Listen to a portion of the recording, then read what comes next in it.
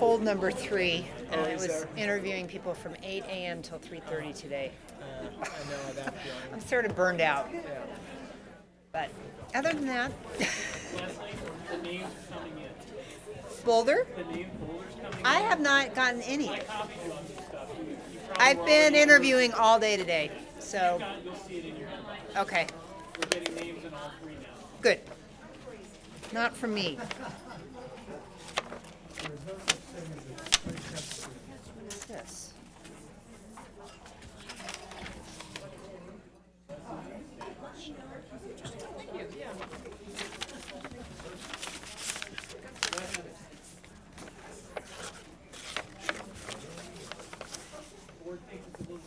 You look accented, like gold. Thank you. It's really kind of sparkly today. Yeah, that's fun.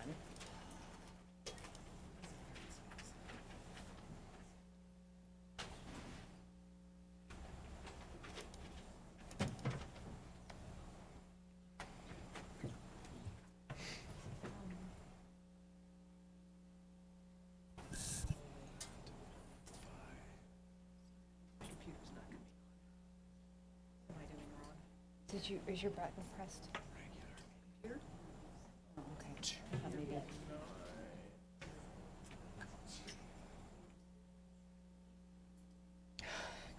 Last time it was me. Okay, there you go. Yes, I kind of had a fear of that.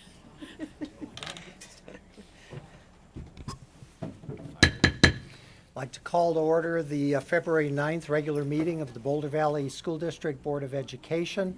Debbie, would you please call the roll? Albright. Here. Belleville. Here. Jones. Here. Myers. Here. Reed. Here. Roberge. Here. Smith. Here. I'd like to remind all, please join me in the Pledge of Allegiance. I pledge allegiance to the flag of the United States of America and to the republic for which it stands, one nation, under God, indivisible, with liberty and justice for all. I'd like to remind all who have gathered here today that the mission of the Boulder Valley School District is to graduate students in the new century who have the knowledge, skills, and personal characteristics that will make this world a safer, more thoughtful, and more inclusive place in which to live. In support of that mission, I'd like to begin with our first agenda item, which is the superintendent's report. Dr. King.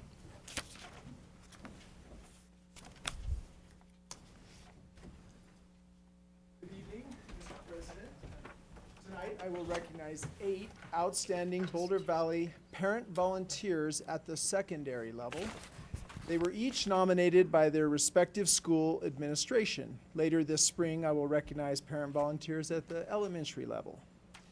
Would Mary Jean O'Hare, Brenda Kasserberger, Shelley Capel, Leah Kahn, Allison Shelter, Kathy Fonan, Leanne Paskvalich, and Kimberly Maurer Alcala, please join me at the podium. Hope I got those correctly.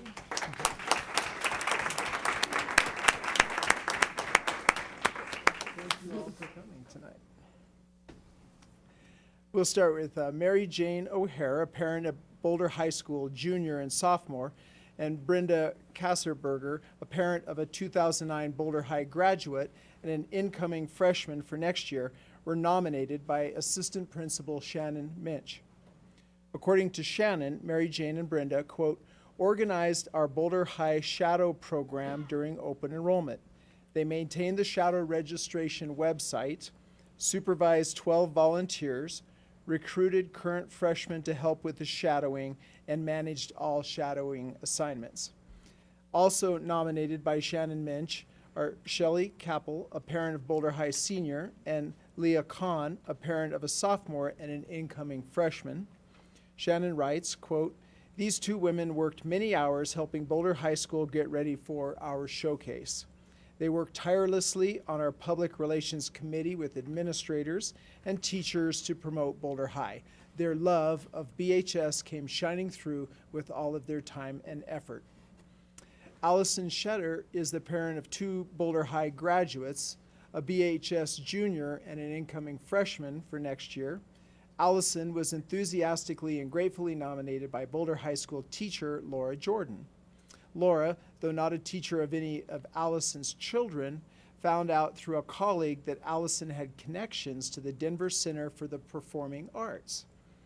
During that time, Laura was teaching her unit on judgment using the Broadway musical Wicked as her primary text. When Laura discovered that the musical was coming to Denver, she knew that it would be the perfect opportunity for her students to see the show live on stage. However, Laura was also saddened because the students she teaches could not afford tickets.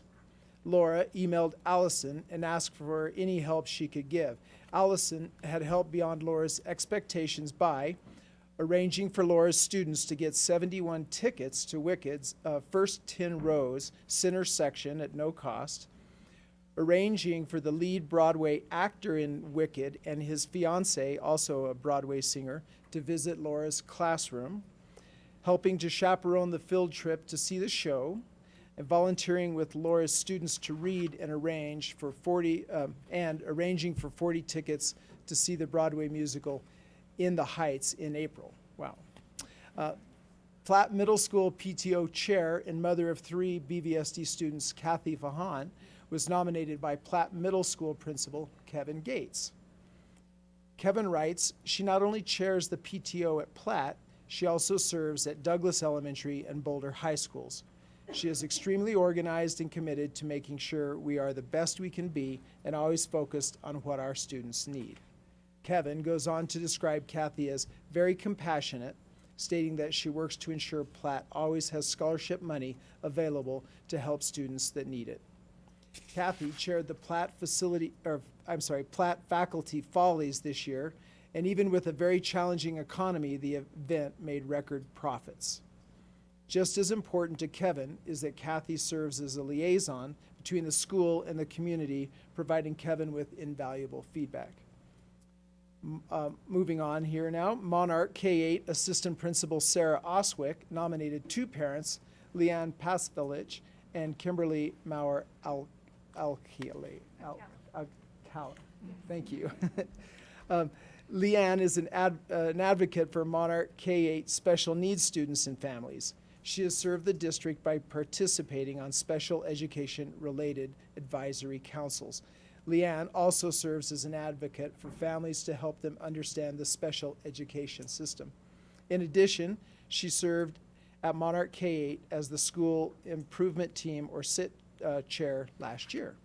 Sarah writes that Leanne, quote, probably does much more than that we do not even know about, but her impact while having the students here for the last 3 years has been impressive.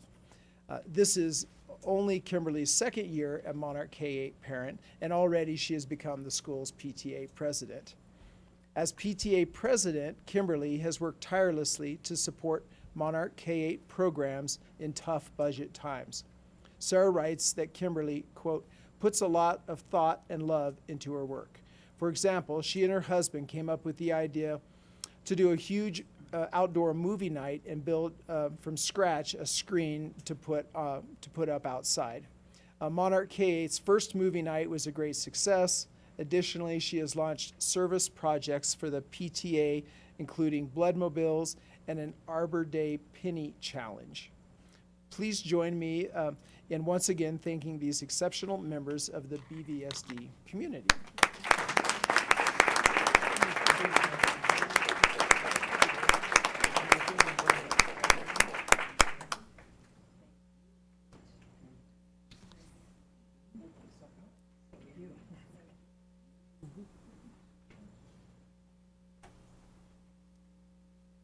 Shelley?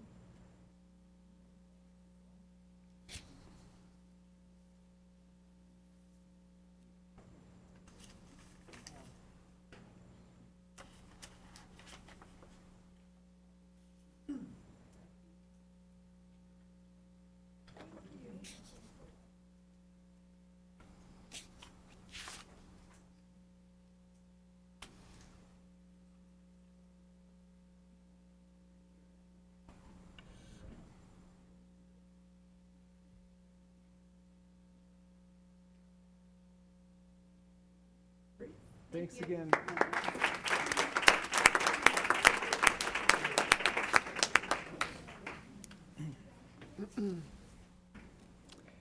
Mr. President, on January 28th, the Colorado Legislature, as expected for several months, formally acted to rescind $110 million from Colorado K-12 funding.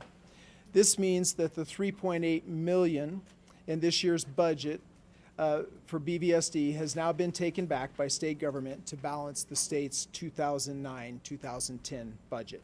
That's no real news, but it formally happened.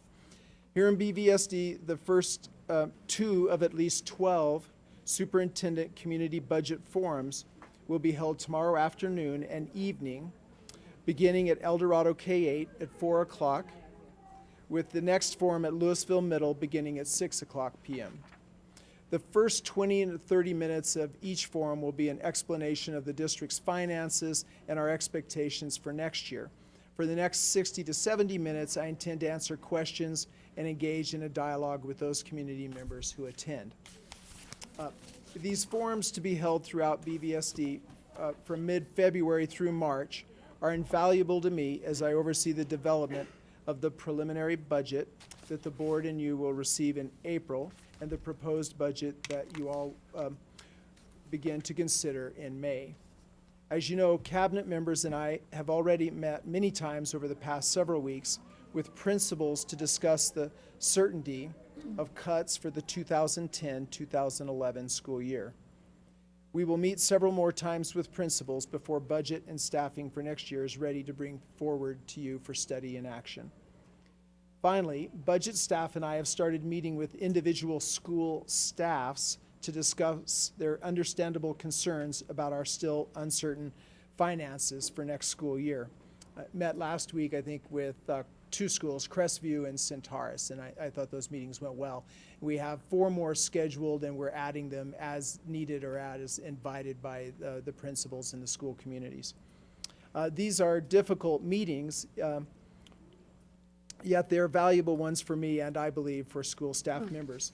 I have urged all principals to let their respective staffs know that we're available.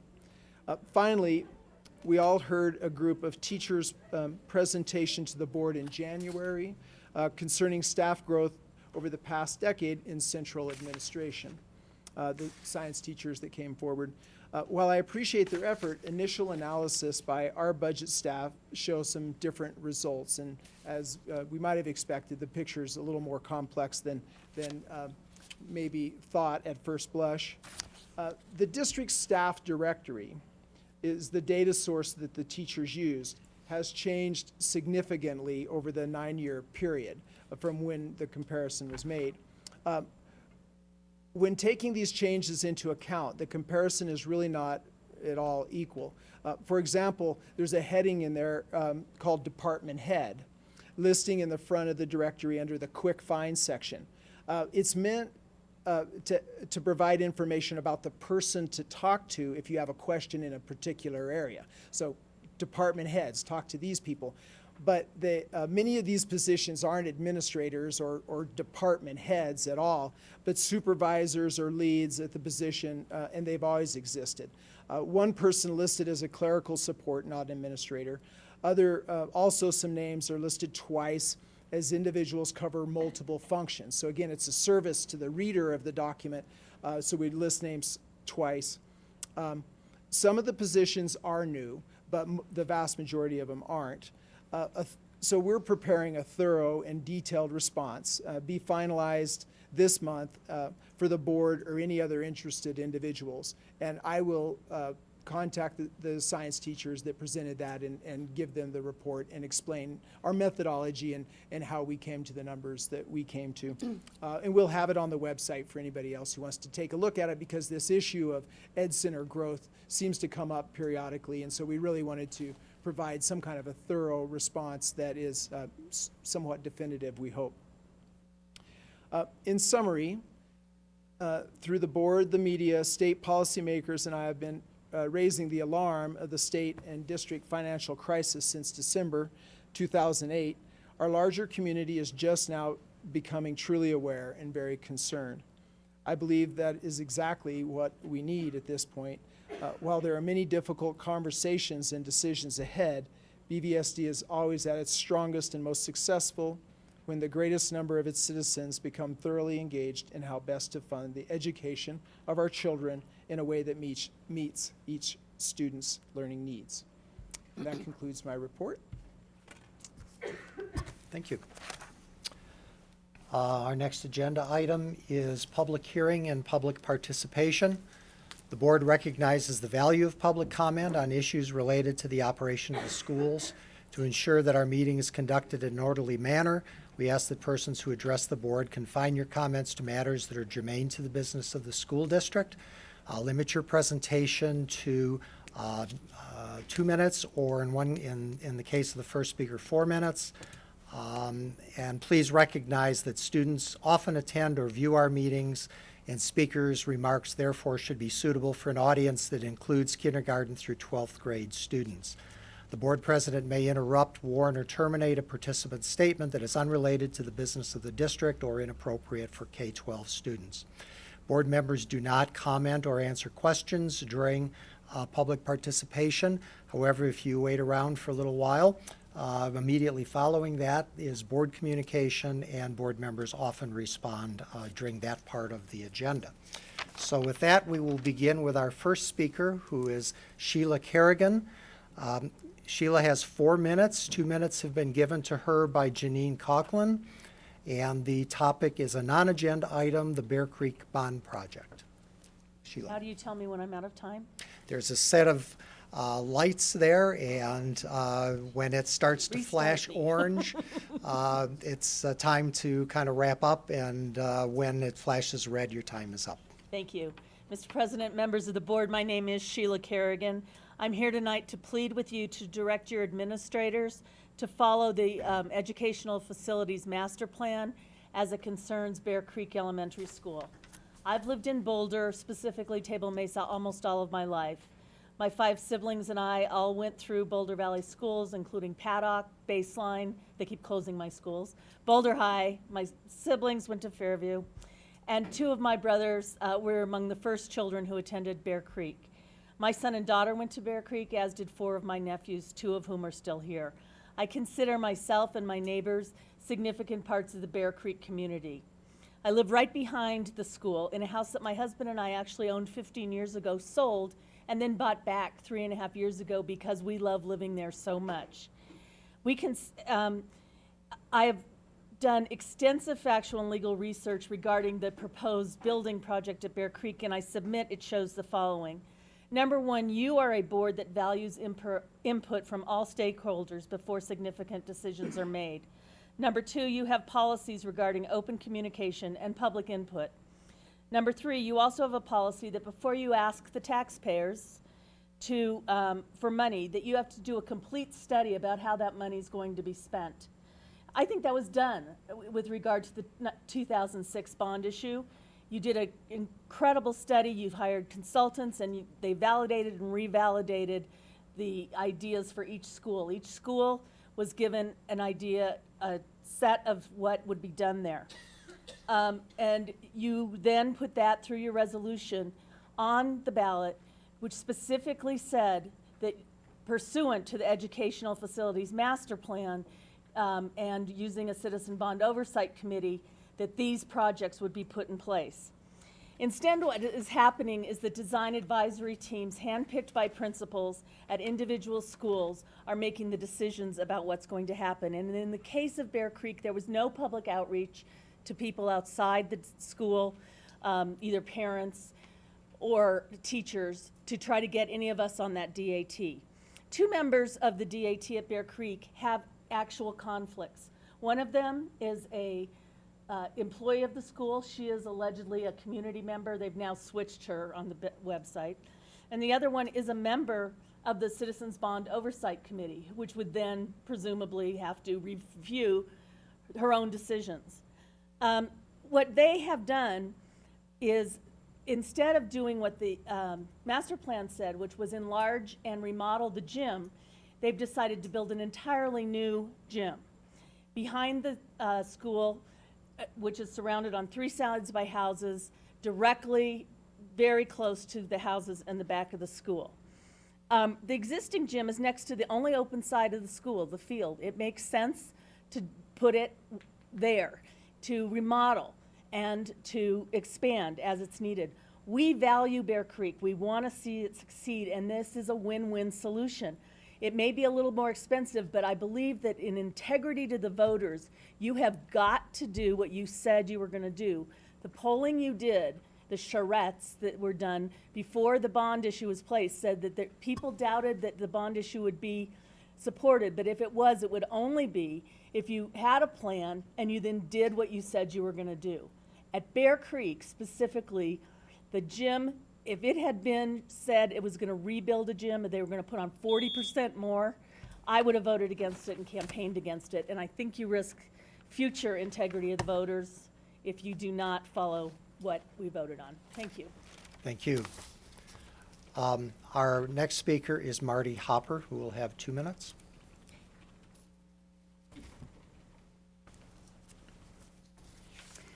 Hi, my name is Marty Hopper, and I'm also here to talk about the proposed construction of a new gym on the west side of Bear Creek Elementary, and I spoke about this issue at the December board meeting. I'm a 30-year resident of Boulder and have lived next to Bear Creek for 19 years. My husband Bob and I raised 2 boys who attended Bear Creek, and we volunteered there for 10 years teaching the 5th graders, ironically enough, conflict resolution. And I'm also the founder and organizer of the Bear Creek Outdoor Cinema, where we show family movies on the ball wall during the summer weekends as a fun way to build community. The current situation, is, by way of update, is that we have made a formal appeal to the superintendent using the district's public complaints policy, and I'd like to thank Dr. King for the opportunity to meet with him yesterday along with several of his staff members. I'd like to highlight our concerns with regards to building massing. As Sheila mentioned, Bear Creek is surrounded on 3 sides by homes whose backyards are as close as 25 feet to the school property line. The Bear Creek DAT selected a design scheme that increases the new square footage of the school by 40%. The new gym itself is over 6,400 square feet in size and is not called for in the Educational Facilities Master Plan. That plan that was approved by the board and the voters did call for new gyms for several schools in the district, such as Broomfield Middle School, and the wording is Gym Stage Edition. In our neighborhood, Southern Hills, New Main Gym. In Mesa Elementary, construct new gymnasium, whereas the wording for Bear Creek is enlarge gym and remodel. In addition, the plan that the Bear Creek DAT selected is in conflict with its own stated concept plan goal that reads, building massing to address potential community concerns. Obviously, we feel it hasn't, which is why we're here. Finally, there are excellent alternative plans that we feel meet the needs of the students and the school staff and the broader community. Thank you. Thank you. That concludes public participation. The next agenda item is board communication. Board members? Nobody wants to go first. Jenny? I would like to thank Don Orr and his staff. I had the opportunity to tour Casey Middle School, get a preview of what it's going to look like when it's done last week. I was especially glad to see it because I was on the capital improvements planning committee that assessed the addition of 7 years ago maybe.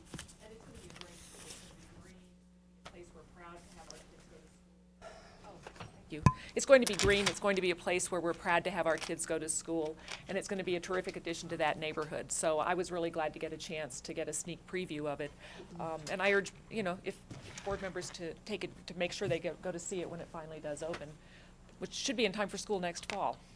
And then my next thing is I have a question for you. I was reading the paper this morning, and the Denver Post has an article about a state study that's been done to assess the rates of remediation for high school graduates.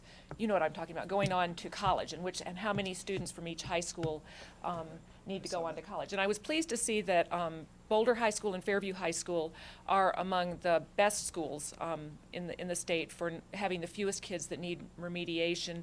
However, I didn't see anything about our other high schools, and I was kind of curious about that, and I'm just wondering if somebody has that information. Let us look into whether we can pull that up. I've not seen that sent to us, but if the state has it for some schools, they must have it for all schools. So we'll get it. Yeah. Thank you.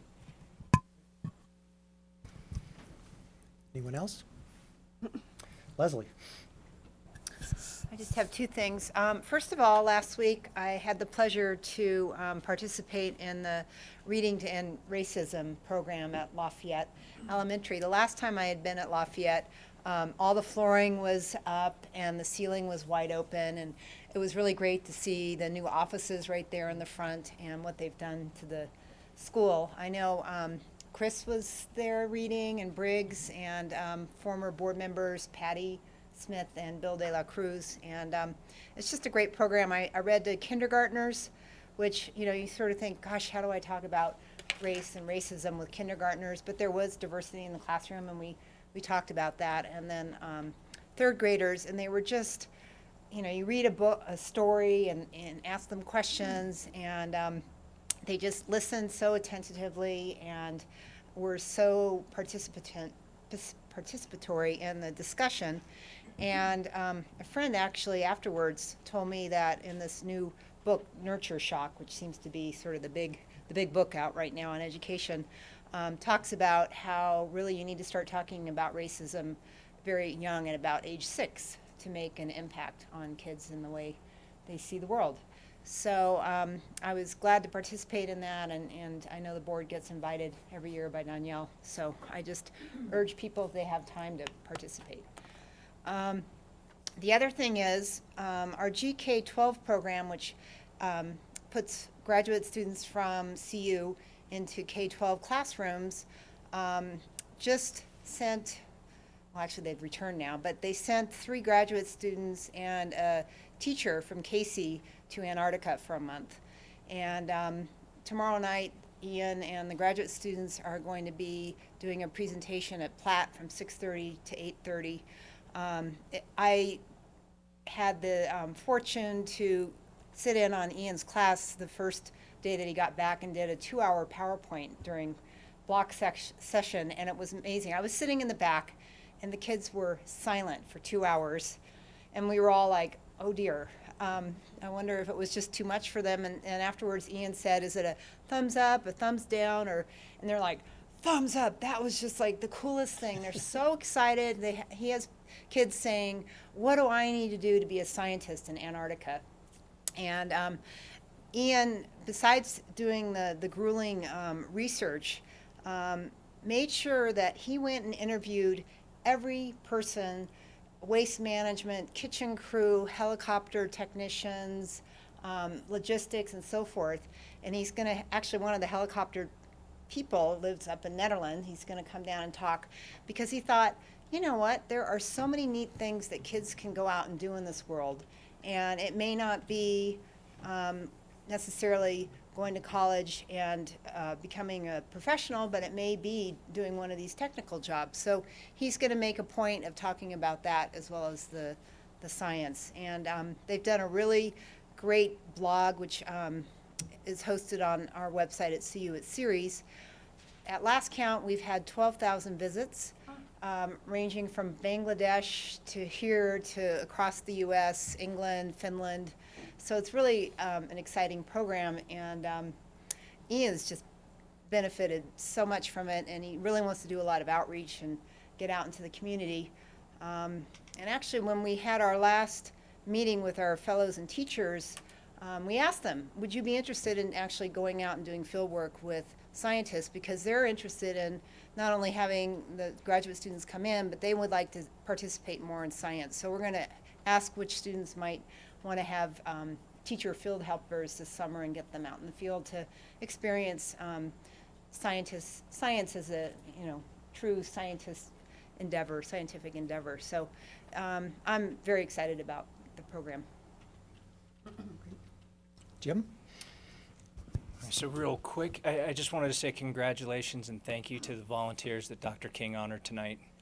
Just sitting here and hearing their stories really reminded me of what a special place we live in. We have so many people who grew up in Boulder.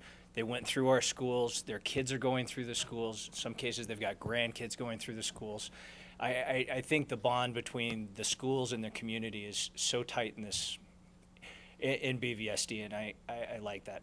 I also wanted to thank the public speakers tonight for showing a remarkable amount of restraint in something I know is very emotional and passionate for them, and also to thank them for following the process that is outlined in board policy, and Dr. King for following up with them. I'll be interested to hear the outcome of your meeting. So thank you. Lori? Thank you. I had two questions, and actually, Chris, they were for you too. In your talk today, you mentioned that you would have the report about the growth or change in the number of people who are out here at the Ed Center, and you said you would have it by the end of this month. Do you have a I'm target looking to date? Leslie to see if we have a more firm date. Yep, we'll have it in, not by tomorrow, but by next Wednesday for the next week's Friday report. Great, good to know.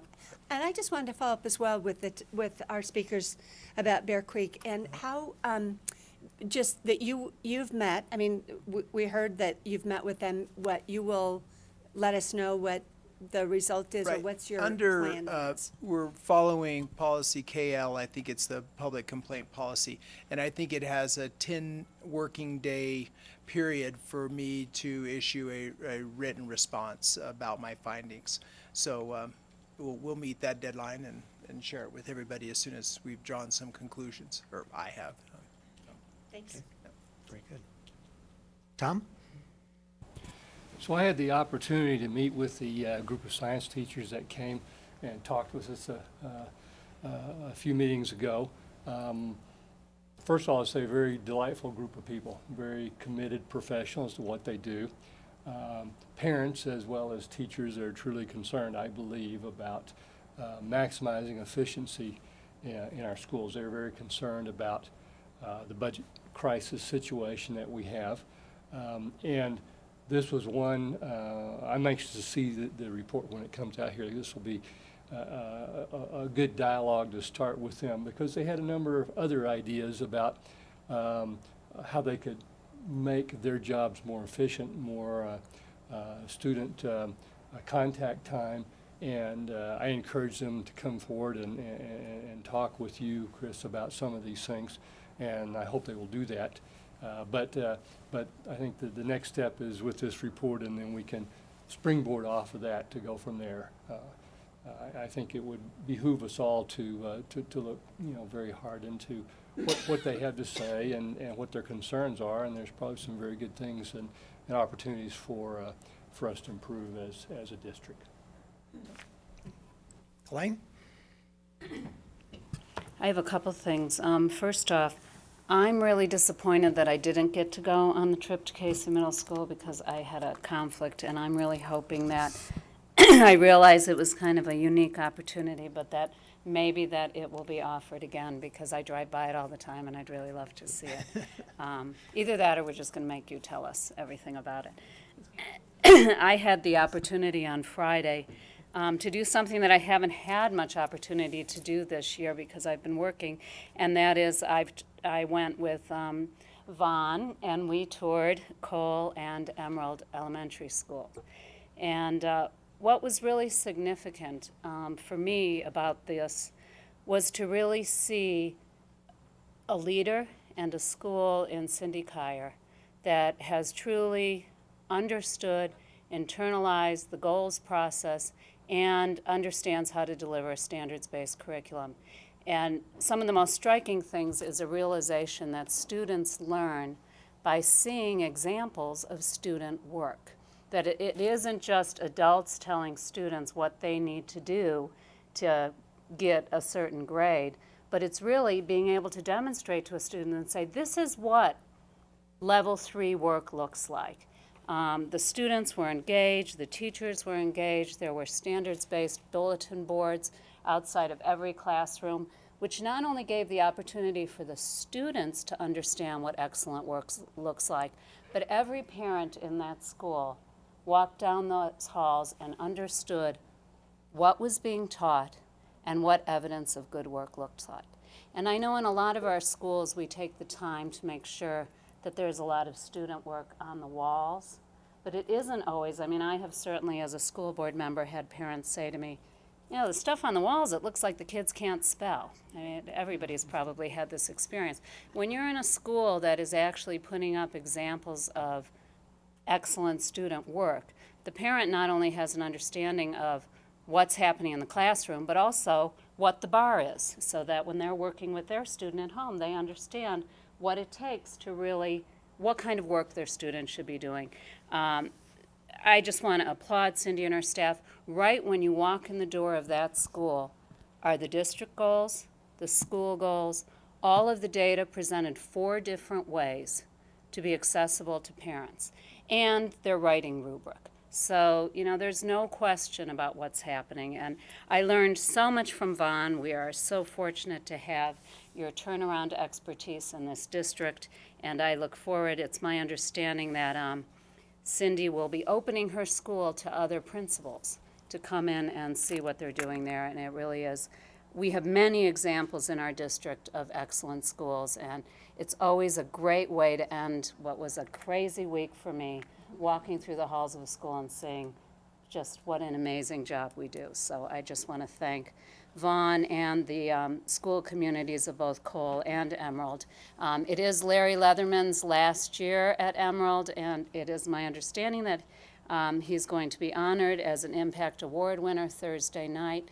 I unfortunately will be traveling and won't be at that event, but I know that many school board members will be there to recognize not only him, but the other Impact Award winners. We are so blessed in this district to have so many high-performing and individuals and an organization like Impact on Education that actually goes out of its way to make sure that people are recognized. So thank you to Francie and HUD as well.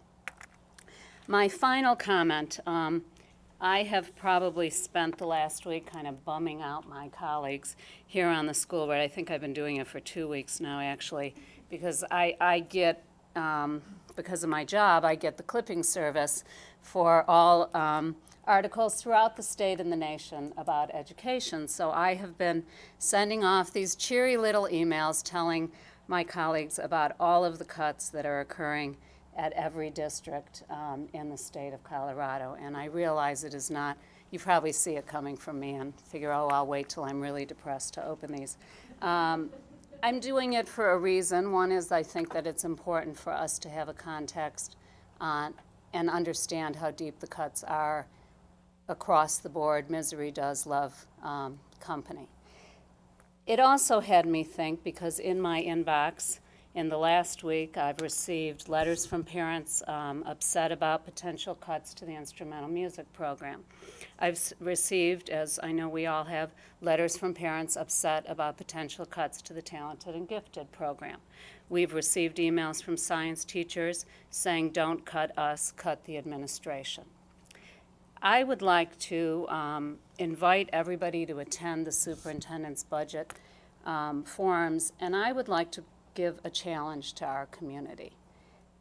The cuts are going to be so unprecedented, so deep, that there will not be a program, most likely, that is not in some way affected by these cuts. I think the only way we are going to survive this is if we come together as a community and talk about what are our priorities, what do our children need, rather than spend a lot of energy emailing school board members saying, don't cut my program, cut somebody else's. Not that I don't want to read the email. It breaks my heart. Many of these programs that you haven't even thought about that are going to be cut yet are things that we have spent years trying to shore up in this district. But reality is, everything is going to be cut.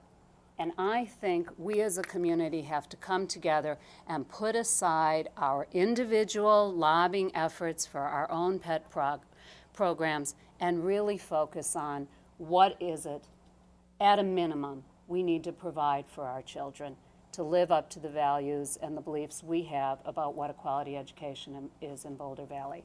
And I think the Superintendent's Forum is an excellent place for us to invite the community to listen to the reality and to join together here. Because, it's hard to read these emails, but it's really hard if we view these budget cuts as pitting one program against another.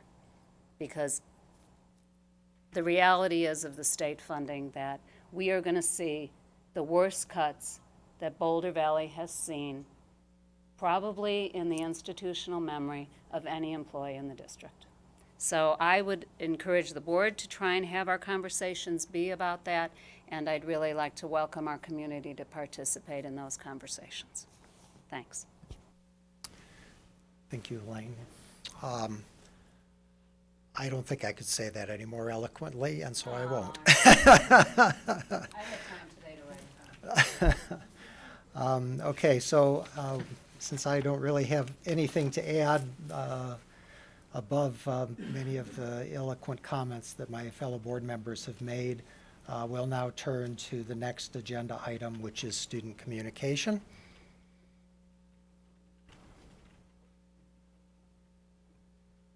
Thank you, Mr. President, members of the board. My name is Peter Rapucci. I'm a junior at Boulder High School, and I am one of the 2 board liaisons for the Student Accountability Advisory Committee, or SAC. The other one is Tori Himes. I think she was here 2 weeks ago. So basically, SAC meets every other Tuesday, alternating with board meetings at 7 o'clock in the superintendent's conference room. Our last meeting was February 2nd, and our next meeting is February 16th. At our February 2nd meeting, we were visited by both board member Albright and Mr. Gamblin, Mr. Briggs Gamblin. Mr. Gamblin presented to us about the community engagement project that he's looking for more student involvement with, told us about the meetings that are on Saturday, February 20th and Saturday, March 13th. Within our own specific committees, our subcommittees, we got a new committee, the freshman seminar, that's focusing on freshman seminar. It's looking to increase the effectiveness of freshman seminar inside high schools in Boulder Valley School District. It's looking to improve the level of introduction that students receive to AP and IB courses, as well as the teacher involvement. And it's also looking to, rather than stick all the students, random students together into one freshman seminar classroom, have them be divided by their specific interests so they have something in common. Our Achievement Gap Committee met with one of the Arapahoe Ridge vice principals, and he shed some light on the achievement gap issues, and that sort of shifted their focus more from looking to do shadowing programs for advanced and AP and IB classes to looking at the effects of class sizes and teacher-student ratios upon student performance. Also, I know this idea was purely in the contemplative stage when we discussed it on Tuesday, but they were also considering trying to reform requirements for graduation, such as if you found yourself not wanting, if you knew at one point that you were not going to go into, for instance, a scientific career, that you could focus on other disciplines and take other classes without having to take those classes again. But again, that is not quite concrete in any way as an idea. The CSAP committee is currently at a standstill. We are looking to arrange a meeting with Ken Turner. However, we've been unable to get in contact with him, so we would appreciate the board's help in helping us find him. He's actually It's retired. because he's gone. Yeah, well, I figured that one out. But, we need either him or someone equivalent to sort of give us an idea of whether or not we want to research standards-based education or reform CSAP incentives. Thank you. So that's what SAC's been doing. Board members, questions or comments? Lori? Thanks. I didn't mention that I did go to the meeting last Tuesday night, and I would just say I'm always impressed to be in a room with thoughtful students thinking about how to make school and education be better and wrestling with the very same issues that we're wrestling with. And it's just always a pleasure to be there. And I thank you for thinking about them and the issues, the questions, and bringing people together to, you know, chew on how to do this stuff. So it's always real fun, and I had a good time. Thanks. Thank you. Okay. Other questions or comments? Just a quick question. The shadowing program, you're not going to investigate that any further, or? As far as I know, I think they want to shift their focus to what I was talking about before. Okay. Okay, thank you, Peter. Very much. Have a good evening. Okay, the next agenda item is an information item on the budget update. So, Dr. King, Leslie, okay. Our second installment in a series of budget tutorials, so to speak, for the board and the community about our financial condition and how we got here.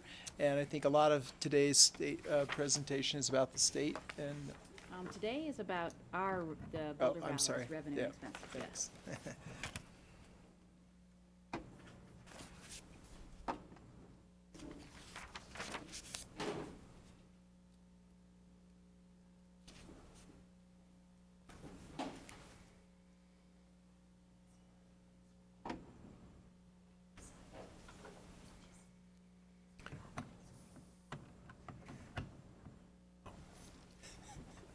Trying to close the window.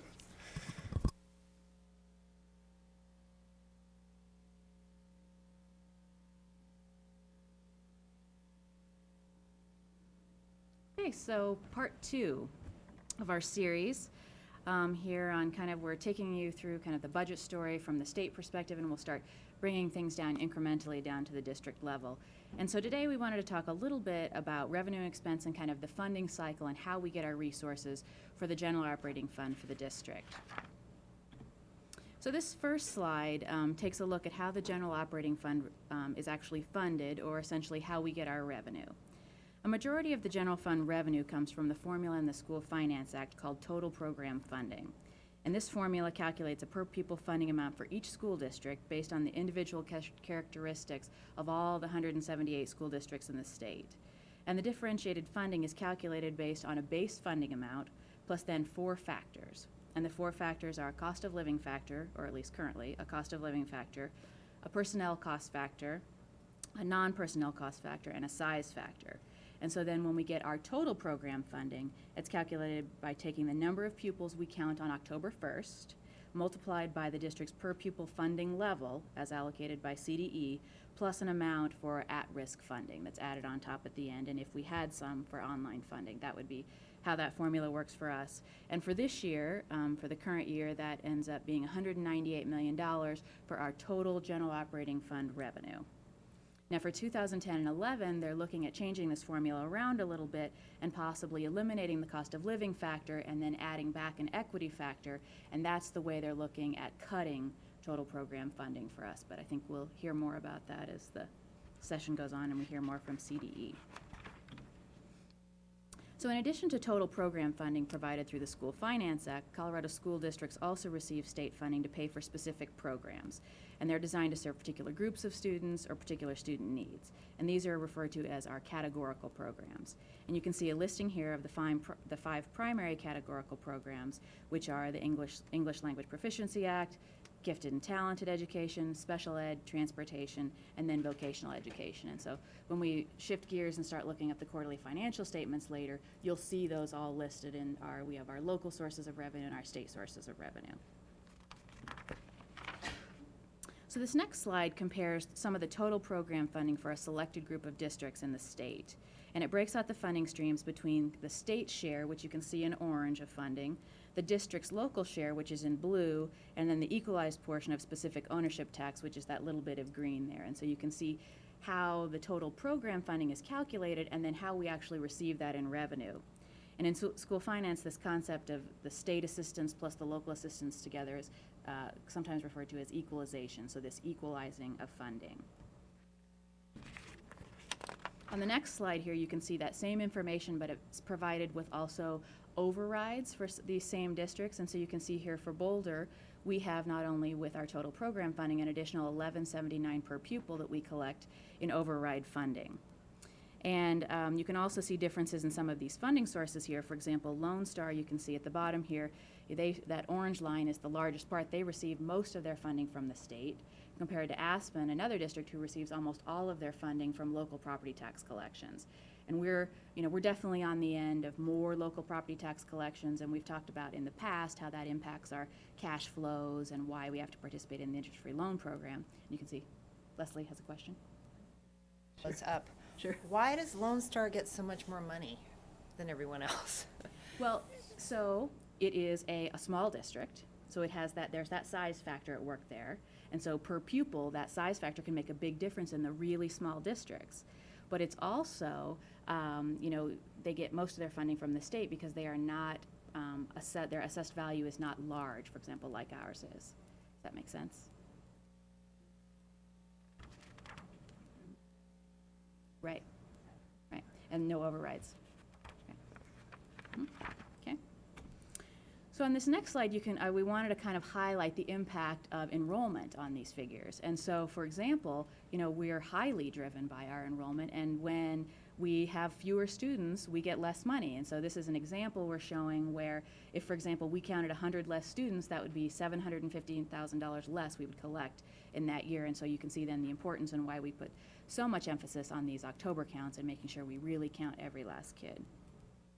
And so conversely, for growing school districts, additional students means additional revenue. And when you're always growing, you can count on that you're always going to have that kind of increased revenue capacity to take care of ongoing and increasing expenses.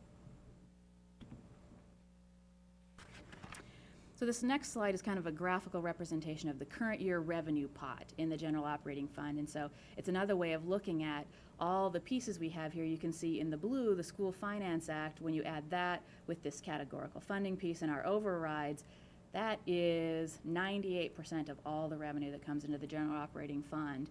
And that little sliver of 2% is everything else that we collect. And so I think you can see from this slide how important that whole piece is to our revenue. I mean, it's almost everything that we do. And that little 2% is the non-equalized specific ownership tax, interest earnings, indirect costs, Medicaid reimbursement, salary reimbursement, so it's all those other line items. This next slide is kind of a multi-year look at district revenue over the last few years. And you can see that our override revenue is actually becoming a larger and larger percentage of our total budget. So in 2009 and 2005-06, oh sorry, this is put up there backwards. But it was 15% in 2005-06, and now it's 13%, so it's exactly the opposite. So that's it. But anyway, you can kind of see that essentially it maintains fairly constant. And then this last slide on revenue, I think, it's a presentation we put in our budget book, and it's a kind of a conversation about how much control we have over our revenue. So you can see these really small pieces on controllable revenue, for example, on tuition. Okay, so that's something we can control. We could raise our tuition rates. Our override and our elections, okay, we can control that by going out to the community and maybe increasing the amount of money we raise there. But after that, you kind of get into these other areas where we have less control over, for example, the School Finance Act funding, the categorical reimbursements, and then down into these other line items, specific ownership taxes, when people buy cars. Those are really things that we have very little control of during the year. So switching gears to expenses, this is our dollar bill presentation that we also show in the budget, and it's kind of a representation of, for every dollar we spend, how much do we spend on each little part of our instruction and other pieces of the budget. And so for general instruction, you can see that 53.8 cents is spent on general instruction. That's vocational education, gifted and talented, all of kind of our general instruction. There's special instruction, which is budgeted to special ed and literacy and language and support services, all the way down to the district-wide services at 6.2 cents on the dollar. But when you combine all of the student and student instruction support pieces, you come up with 93.8 cents of every dollar spent specifically on those student and student support pieces.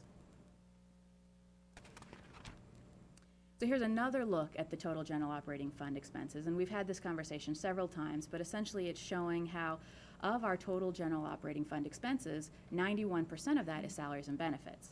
And that's probably not surprising because, we are essentially a service industry. We don't manufacture things, we don't make things, and so I think that that's not surprising, although while you can see there's a lot of momentum in salaries and benefits and things that can be a little more difficult to control rather than just stopping buying paper, which is that little 9% of the non-personnel of it. And that non-personnel is also the utilities and all those other parts of the budget other than salaries and benefits. So this slide here shows a multi-year look at expenses in the millions of dollars again. And as you can see, the non-personnel part of our budget has stayed fairly static. And so that's that little green piece at the top, and that's stayed right around $20 million over the last few years. But the personnel and the personnel piece has grown steadily from $156 million in 2005-06 to $191 million in 2009-2010.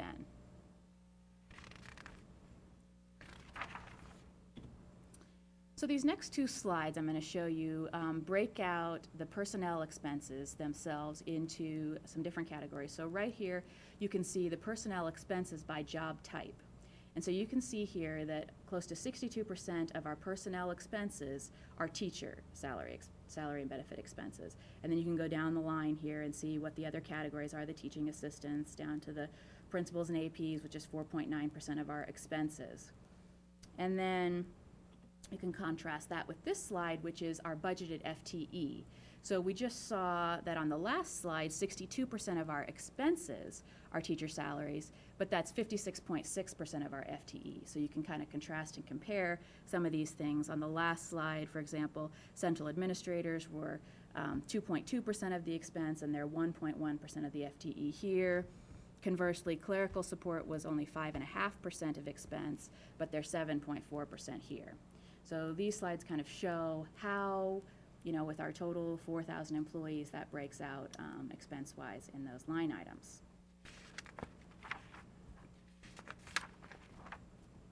So that is kind of a brief overview of how the revenues come into the district and how, at least currently, we're spending those resources, and at least from a functional type look at those things.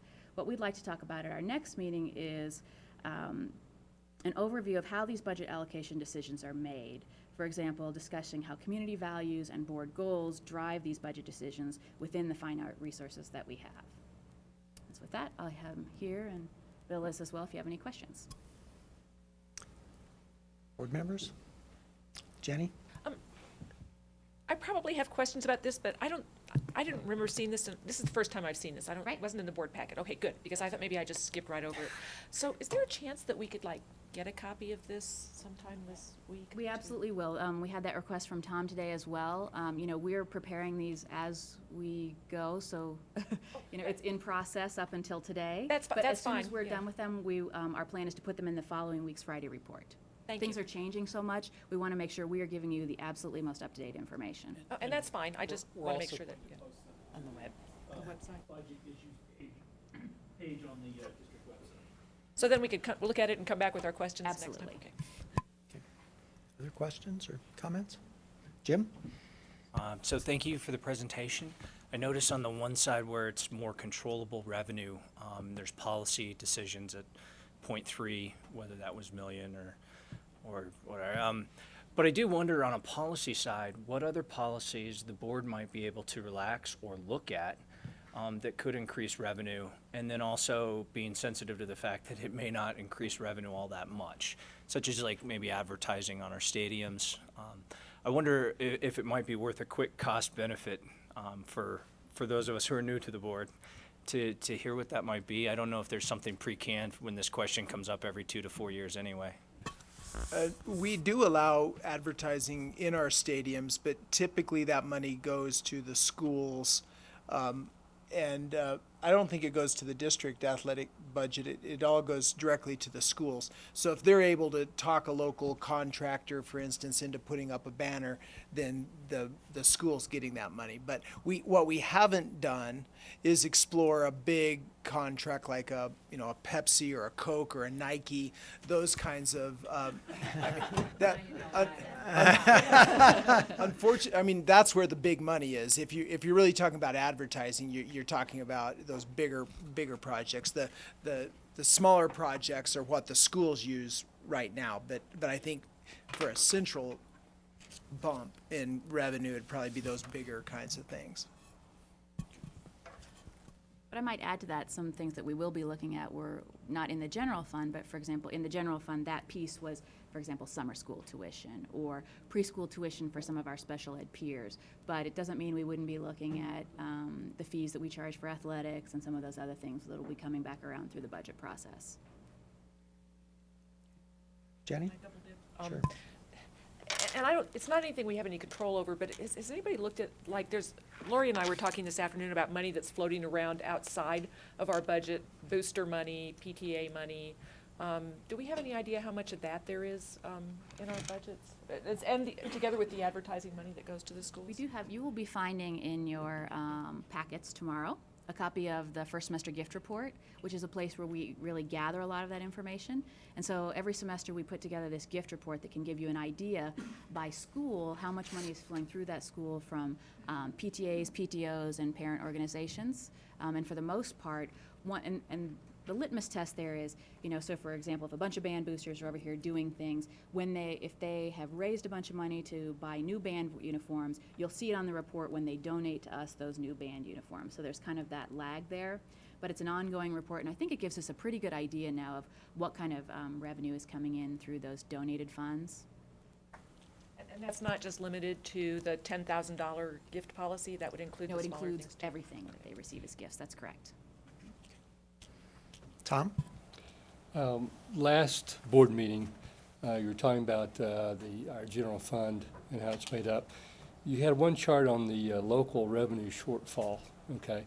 When that happens, like it's happening here, it looks like last year $1 million property tax collection was down. Does the state portion come in and fill that up so we still get the same amount, or do we actually not get that amount of revenue? We actually don't get that. And so, and you'll see in tonight's presentation next, the quarterly financial statements, that we've had another rescission, unplanned rescission again of $700,000. And so we have to find a way as we do the mid-year analysis to see how we're going to cover that. Sometimes it looks like expenses are coming in less. Sometimes it's a windfall of a legal settlement. And in the past, it has been we cut spending mid-year, we have different ways to react to that for, it might be a hiring freeze, it might be pulling back some of the school's SRA funds, and so we generally react to things like that as soon as we find out about them. Okay, so when the School Finance Act is passed, whatever the assumptions for property taxes at that time is what we get. If that really doesn't come in, then we don't get it. We get the short end of the stick, huh? That's right. We assume about a 95.5 or 99.25% to 99.5% collection rate, which is kind of an average, and so it doesn't take much of a dip below that to make $1 million swing when you're looking at $100 million worth of. Right. Any other questions or comments? Well, sounds like a good lead-in into the next subject, which is the second quarter financials, and we go from theory to practice. Is that what this is? Just so you know, TVs are blank.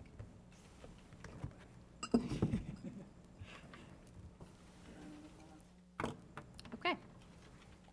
So leading right in then into the second quarter financial statements and the mid-year analysis. So Bill and I are here this evening to present to you the second quarter financial statements and a mid-year analysis for the 2009-10 fiscal year. And we presented the same information in pretty great detail last week to our district's audit committee. So diving into the general operating fund, which again we were just talking about, the total general operating fund revenue collections at the end of the second quarter show very similar collection percentages compared to last year. However, we do have 4 or 5 noteworthy exceptions that I want to mention.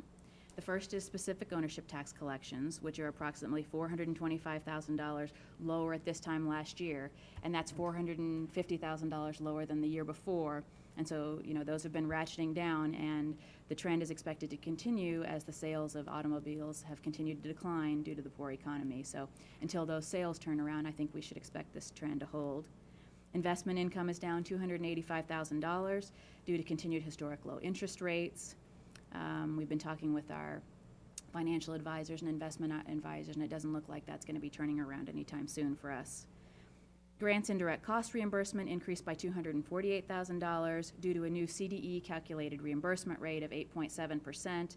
They review that every few years, and that went up pretty dramatically for us this year from 3.43%, in addition to the extra $5 million we're receiving in ARA funds, and so that will be a larger amount we'll be collecting on grant indirect costs. Miscellaneous local revenue is down from last year, and this is due to two unusual items we had last year. And speaking to Tom's point a little bit that helped us last year is we had an additional amount we collected for a one-time legal settlement on the Monarch roof and a transportation audit adjustment that kind of saved us on that $1 million swing last year. And finally, the vocational reimbursement increased by $195,000 due to an increase in our allowable costs. We run a formula every year and pull together all the vocational expenses district-wide and submit those, and we're now receiving a larger percentage of those. For the first half of the year, general fund expenditures are higher at 47.6% of budget compared to 47.2% at this time last year, with salaries and benefits making up over 91% of those total expenditures. Bill will discuss in more detail the projected expenditure variances in the general fund as a part of his mid-year analysis following my presentation. So at the end of December, for the general operating fund at least, and based on current projected fluctuations in both revenues and expenditures, we're expecting the end of the year with a positive ending fund balance. A couple of other things to note on some of the other fund presentations. The transportation fund shows a deficit balance of December 31st due to the timing of property tax collections. As we've moved transportation expenses into this transportation fund, it's now property tax reliant. But we should have certainly collections to cover the projected expenditures for the year. But I think it's also worth noting that the efforts to decrease the special education monitoring service expenditures appears to be working, as expenses for these services for the first time in a while are down by $75,000 compared to last year. So that was some good news there. Nutrition Services Fund revenues are down from last year with collections of 42.2% of budget for the current year compared to collections of 45.3% last year. And while reimbursable meals have been increased last year by 4%, collections are shy of budget expectations by 7%. Another contributing factor in this decline in revenue is the decrease in a la carte offerings and thus lower a la carte sales. Expenditures as a percent of budget in this fund are 47.7% compared to 42.8% last year, and this is due mainly to weighted equipment and training expenditures at the beginning of the year, things that were planned ahead of time that we knew would weight expenditures towards the first part of the year. Major efforts are underway to both increase revenue and decrease expenditures where possible in order to mitigate the forecasted negative ending fund balance for this fund. Ann Cooper, the department's director, will be providing you much more detail on kind of the successes and challenges of the first 6 months of this program and the changes that have been made this year in her mid-year report to you later this evening. I think there's something in between, and then she'll be right up here to discuss that. Finally, at the end of the second quarter, claims paid in the health insurance fund are coming in at a lower rate than projected, and district staff is working with our benefits consultant to determine if this decrease in expenditures could have a positive impact on our contribution rates for next year. So again, that's a really good sign. Expenditures seem to be starting to be mitigated a little bit there, and we're hoping that that is an indication from our self-funding that things are starting to click in that fund. All of the other funds reflect fairly typical activity for the second quarter of the year and are on target with budget projections. And so before I turn it over to Bill, I'm happy to take any questions you have so far. Board members? Leslie?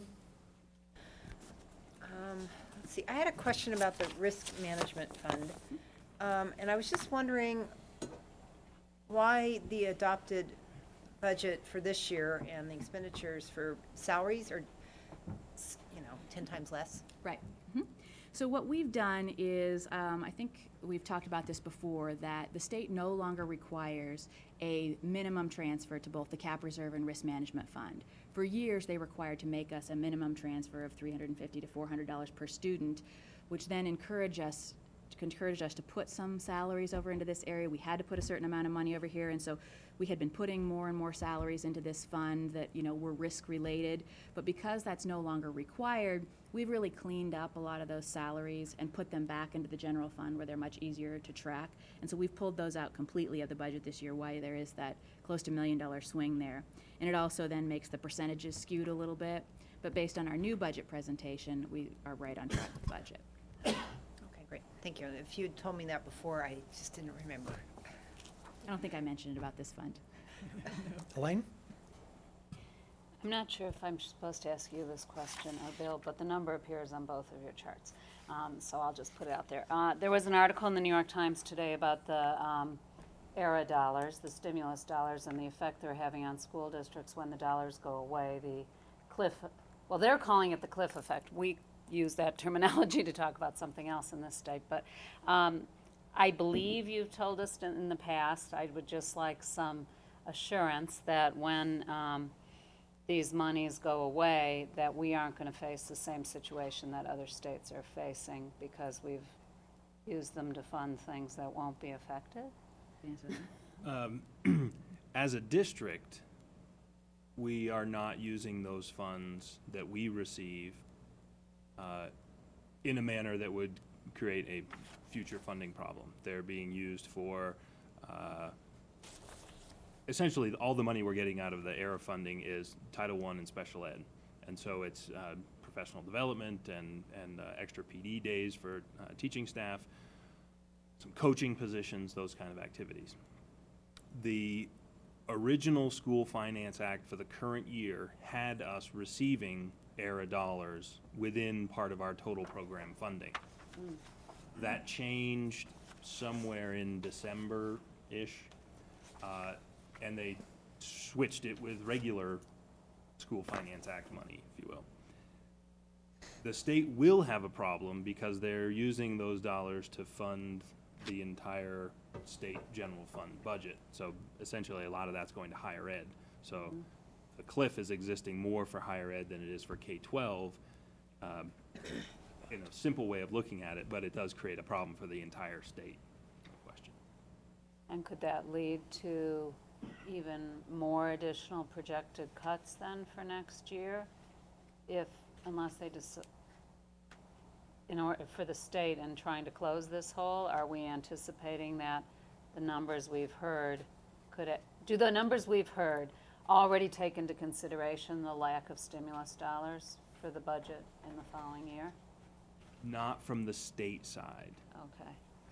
The entire state, the state's general operating fund, that K-12 is 43%. The state is planning to spend additional ERA funds in next fiscal year, spread it over 2 fiscal years. So in 2011. They've mentioned over and over that they have a big problem, the state has a big problem once those dollars run out. So it could be safe to just kind of assume that we're seeing cuts for 2010 and saying how terrible it's going to be, but actually 2011 could be a worse year than 2010. Yes. That's what I was afraid of. Tom? I was reading your notes on the technology fund. It sounds like most of the planned expenditures are in the spring for that. Is that correct? That's right. And so again, this fund, they were deciding to do the projector initiative instead of the regular funding cycle of the computer replacement. And it took a little bit longer this year to get that up and running, but my understanding is now that should be up and running and the expenses should really catch up by this spring. Is that right? Yes, it's the expenditures with the projector initiative actually carry over 3 fiscal years.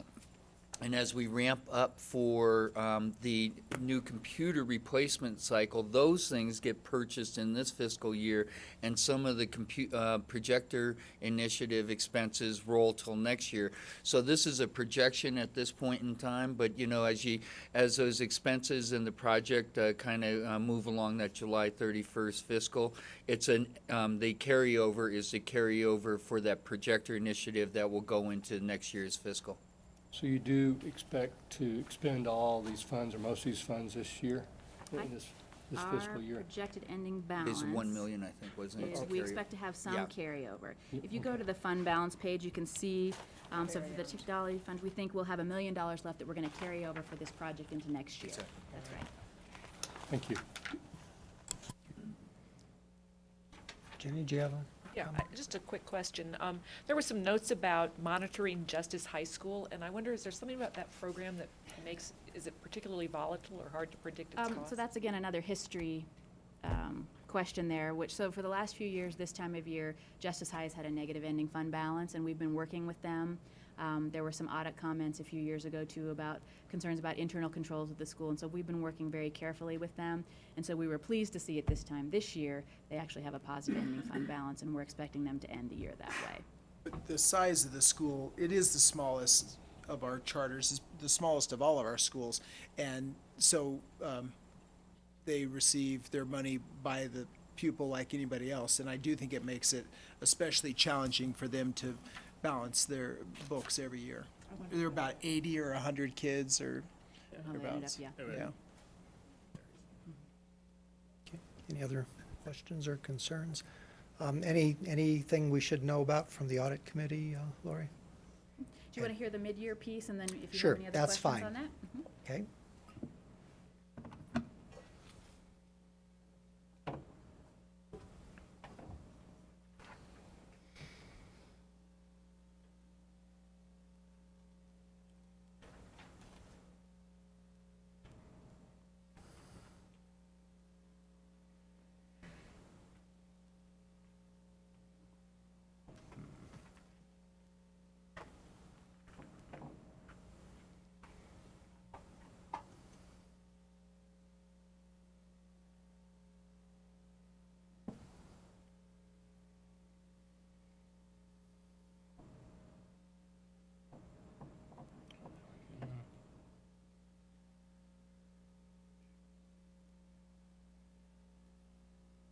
Okay.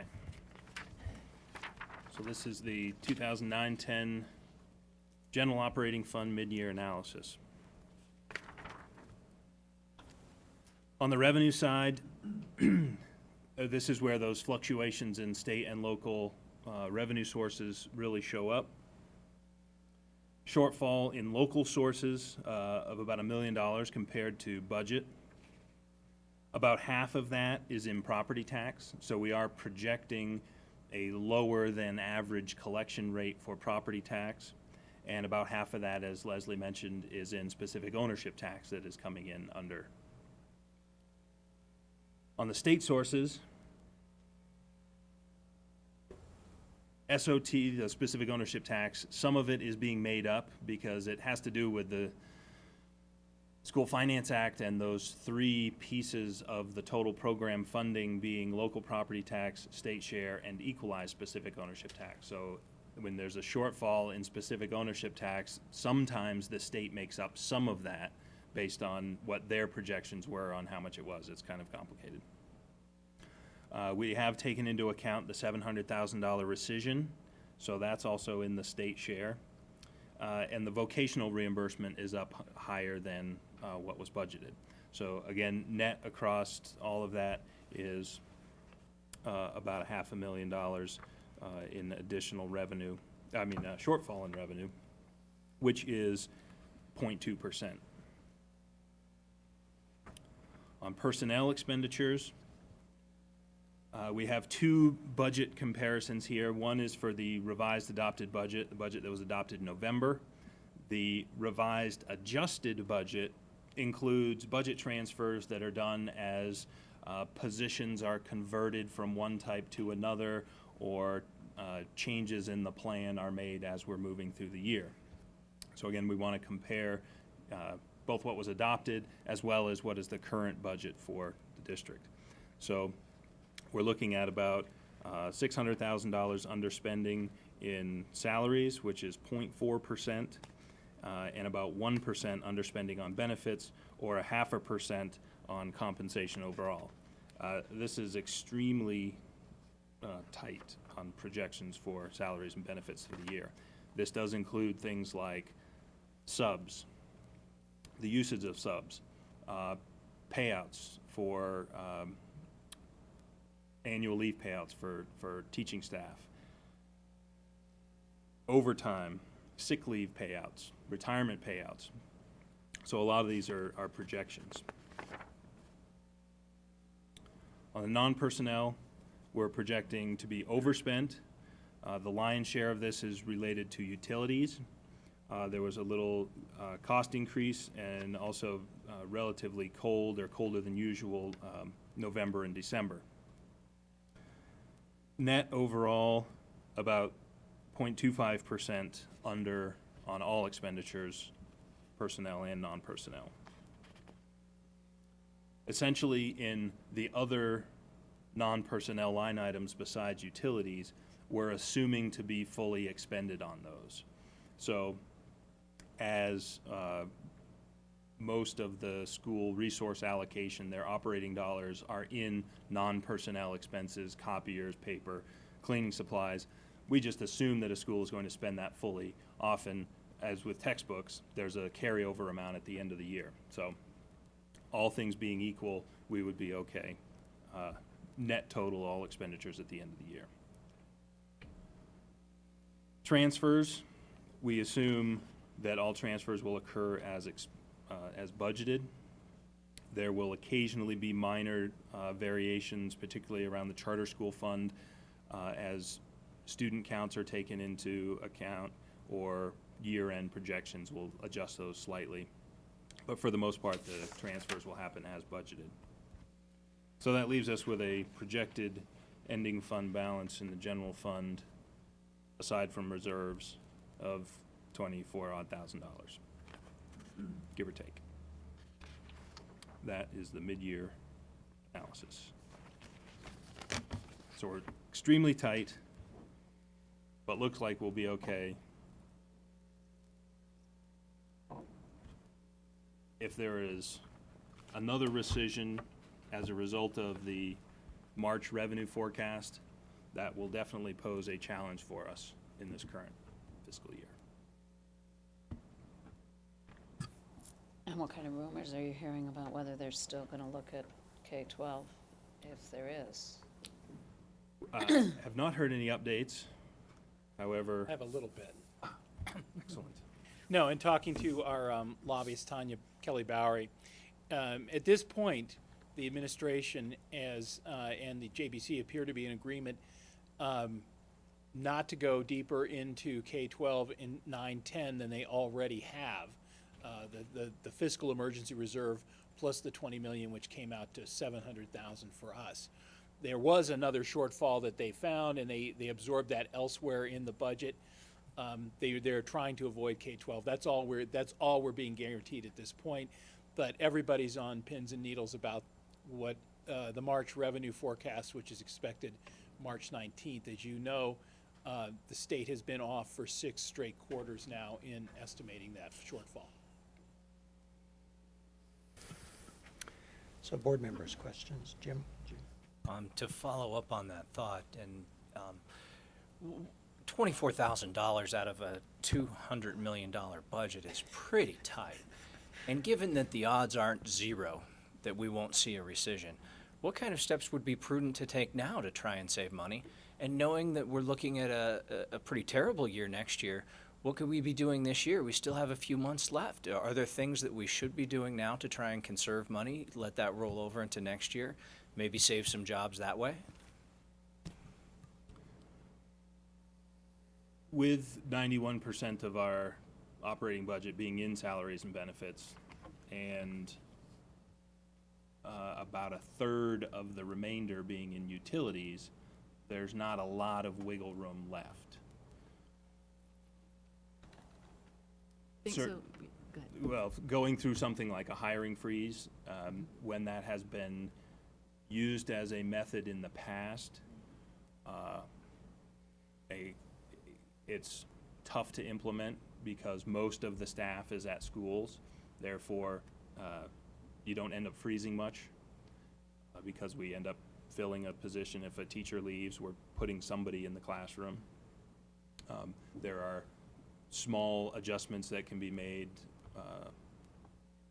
to the bottom line based on that, but there is little that we could do at this point to absorb a large revenue cut. So, and I would add to that, little without being very disruptive to the process. And so I think that's one of the things we've talked about, the importance of, having some reserves is so that we can have continuity throughout the school year. And so if we did, for example, have, another rescission, it might be that we dip into our contingency reserves, and that's the way that we solve that problem as we make a plan for next year. We could do, for example, a full-on hiring freeze. But that's very disruptive, and we feel like we have pretty good estimates right now of where we're going to end the year. We're getting pretty good information from the state that there's not going to be some dramatic changes, and so we could certainly look at those things in hiring freezes, but at this point, that would be fairly disruptive and maybe not necessary. But I guess that's certainly just a matter of opinion on, if we wanted to just really build up reserves in anticipation of a possible thing, it's certainly something we could look at. We're investing a lot of time and energy in planning for next year. All of our time with administrators from the schools is consumed in planning for next year and talking about the budget cuts and making the tough decisions about next year. So it would, to be panicking about this year's budget while we have so much heavy lifting to do for next year's budget would kind of have us working on two fronts at the same time. I do think that's what the reserves are for, and a pretty good use of it. If the worst case scenario would be another rescission this year, I would advocate the size that it would be. You're not going to get with a freeze mid-year anyway. You're going to get it by going into something like reserves. The budget planning that we're doing at this point for next year would allow us to react to that rescission in this year in next year. So essentially it would be deeper cuts for next year, but it would at least allow this year to finish out with that continuity. Which, by building these three scenarios, that's exactly what we're trying to do, is put those pieces of the puzzle together, and that would be another piece that we would add in as we figure out what targets we need to hit for our cuts. Tom? So, right now, our pillow to land on is our contingency reserve, which is a little over $6 million right now. And so it's good we have that, because we don't know. But one of the things that's been put on the table for next year is cutting $4 million out of that fund in order to make ends meet.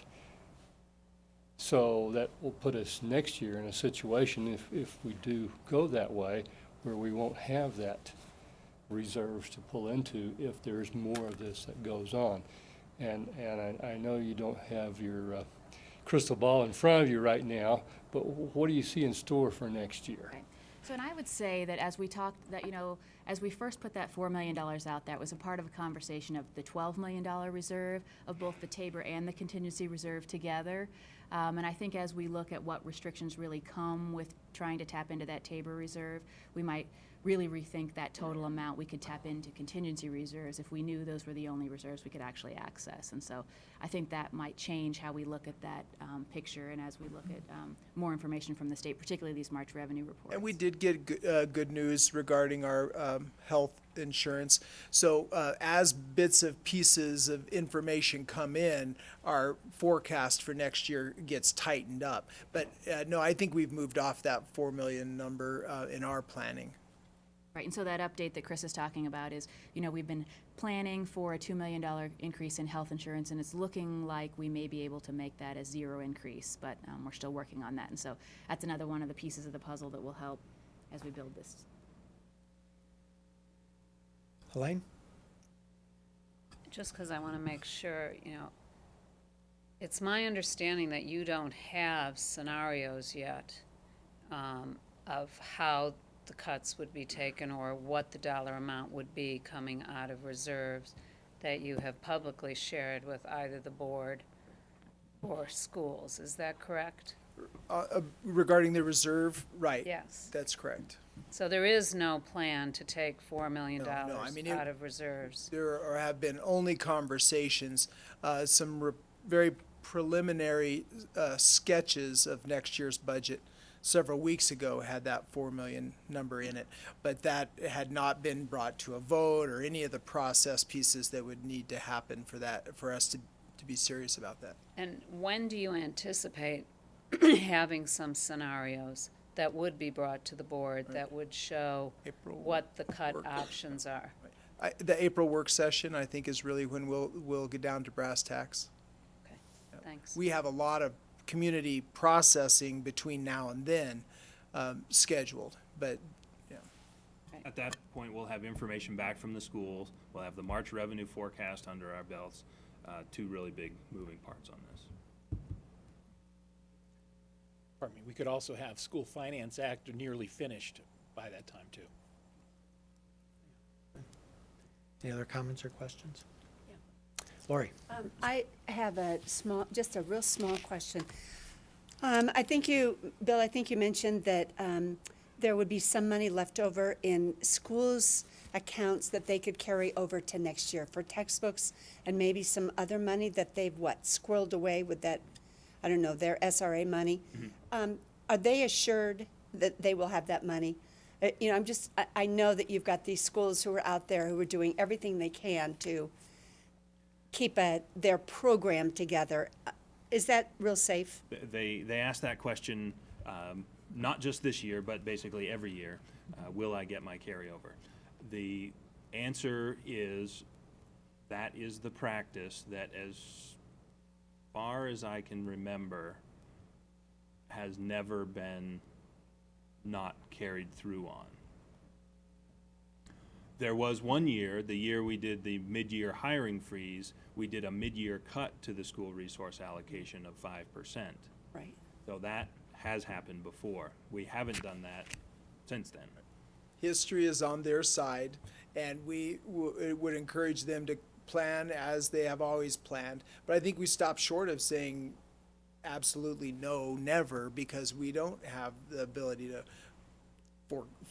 foresee how bad it might actually get. The carryover for schools has been somewhere between $300,000 to $500,000 historically. How much? $300,000 to $500,000. Total school resource allocation is about $3 million. Just as a comment, I just don't want them spending it this year if they feel that they wouldn't have it. I mean, it's a tricky thing because they could buy a lot of things right now that they might prefer to wait for next year. I mean, they're doing the same thing we're doing, which is asking the question, what about this year, what about next year? We've changed a lot of our practices for that reason, to not encourage end of the year wasteful spending, and we've allowed them to carry it over, and we've become more liberal since I've been around the district in the last decade or so in allowing schools to carry various different accounts forward, just because we don't want that end of the year. So we don't want people spending it either. Okay. Any other comments or questions? Thank you very much. Our next agenda item is the progress report on board goals.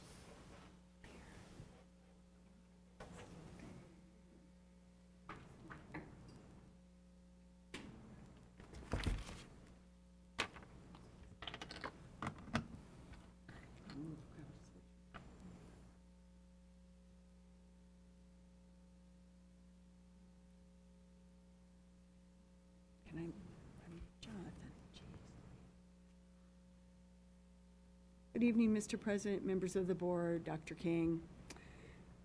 We're the other part of the organization that doesn't get to be up here as much as budget does, but we're glad to be here tonight. We have a mid-year progress report for you on the attainment of the board goals, and it's coming. But I'll start. So to understand the progress to date is the reason that we're here tonight. And we will, Jonathan and I are here to talk with you. We'll share a little bit about the context and measures that we use to look at the progress of the attainment of board goals. We'll share a little bit of the evidence of our implementation, the indicators related to the goals, and inferences about the results we'll see later in the year. Now, the context, I think, is something that for the new board members, I think Tom and Jenny were with Lori yesterday with Jonathan. Did you have a kind of a ties tutorial? So you know a little bit now. There will be no test, but you're a little more familiar now with the goals that we have at the district level, that we have 3 primary goals for achievement, equity, and climate. And the achievement goal, to refresh your memory, is to increase student achievement in all content areas through curriculum and instruction that is rigorous and relevant.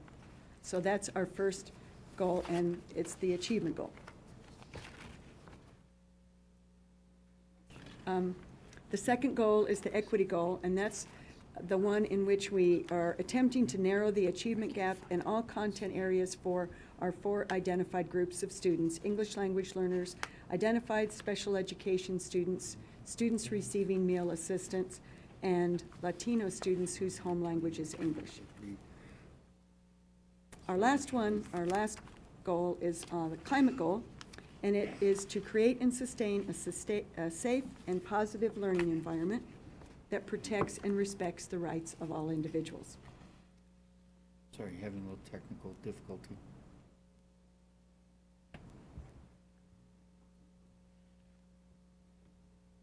Do you, well, let's see. All files. See it now?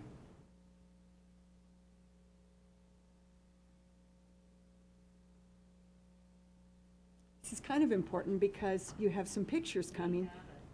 Oh, you have it? Yeah, I feel bad about the audience, I guess, is the main thing. Ellen, at some point, we do need to take a short break to Shall we do it change the now, then? tape. Maybe we should do Okay. that now. That'll give you about 5 minutes to get this under That's great. control, and then we can Thank you very much. kill a couple of birds with one stone. 2 birds with one stone. I can go save it as a new file type, it's easy. Oh, it's a different, you'd save it as a different file type? Did you get a haircut?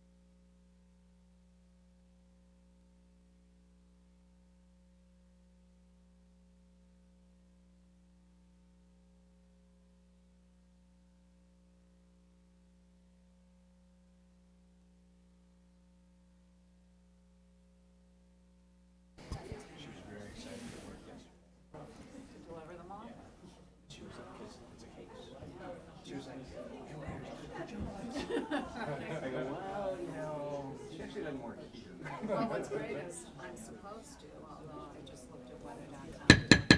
Okay, let's take our seats, please. Matt's coming in on the weekend, so I was gonna bring those.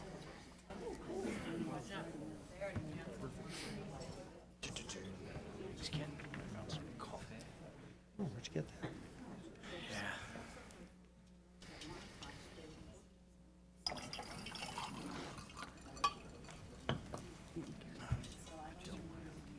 I tried to get through this fast, but I think we need to talk about it just. Okay, let's proceed. Okay, well, so you have on your screen now the three primary strategies, we call them transformational strategies, that we use to make a difference to achieve our board goals. The implementation of a guaranteed and viable curriculum through our curriculum essentials document, response to intervention, and building the capacity of our schools to be culturally proficient. And I know sitting here as you do, or in your lives, you probably think we actually forget about the board goals. And you think that they're not first and foremost on our mind, and that we're not really paying attention to these implementation strategies. But I was in a meeting last Friday. Some people had come to talk to me about, some teachers had come to talk to me about some issues that they had on their mind. And they said, we know that these things are important to you that we're talking to you about. And I said, they're very important to me. Do you even know that the things you're talking about are in our district improvement plan? And they said, really? And I said, tell me, what do you think are the three transformational strategies in our district improvement plan? You may not have ever seen it, but what do you think they are, given the things that we talk about all the time? And they could tick these three things off. So these are our mantra. These are the things that we're working on. And so here we are in the middle of the year. We haven't had CSAP 4, well, since last March. We haven't seen those results since August. And so we're looking at, Jonathan has been really valuable in helping us look at what are some things that we can look at now that give us kind of an idea, some indicators of what we might see in our CSAP in the fall. So here's Jonathan.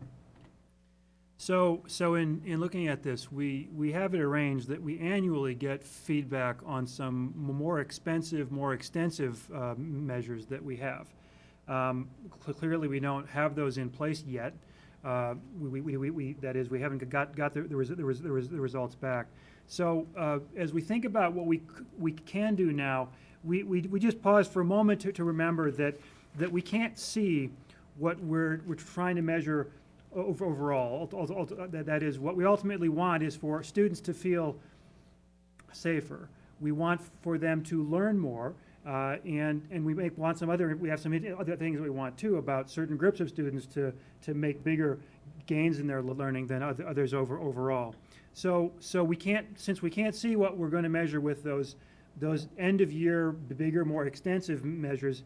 Anyhow, we can look still at some other measures that we ought to see gains with.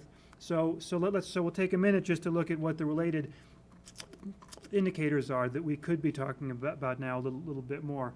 And I think in thinking about these, we can be purposeful in saying that if we're implementing our theories of action well, in particular facets of them, we should see some improvements overall. If the guaranteed viable curriculum is being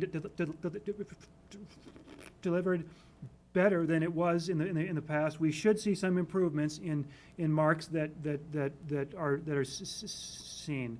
We ought to see if we are succeeding at promoting equitable access to advanced level courses, that we see greater enrollment in rigorous ones, and enrollment particularly by folks in the groups that we have focused our equity goal on. If we have improved the connectedness of students and their families to our schools, we should see fewer instances of unexcused absence. And with the positive behavior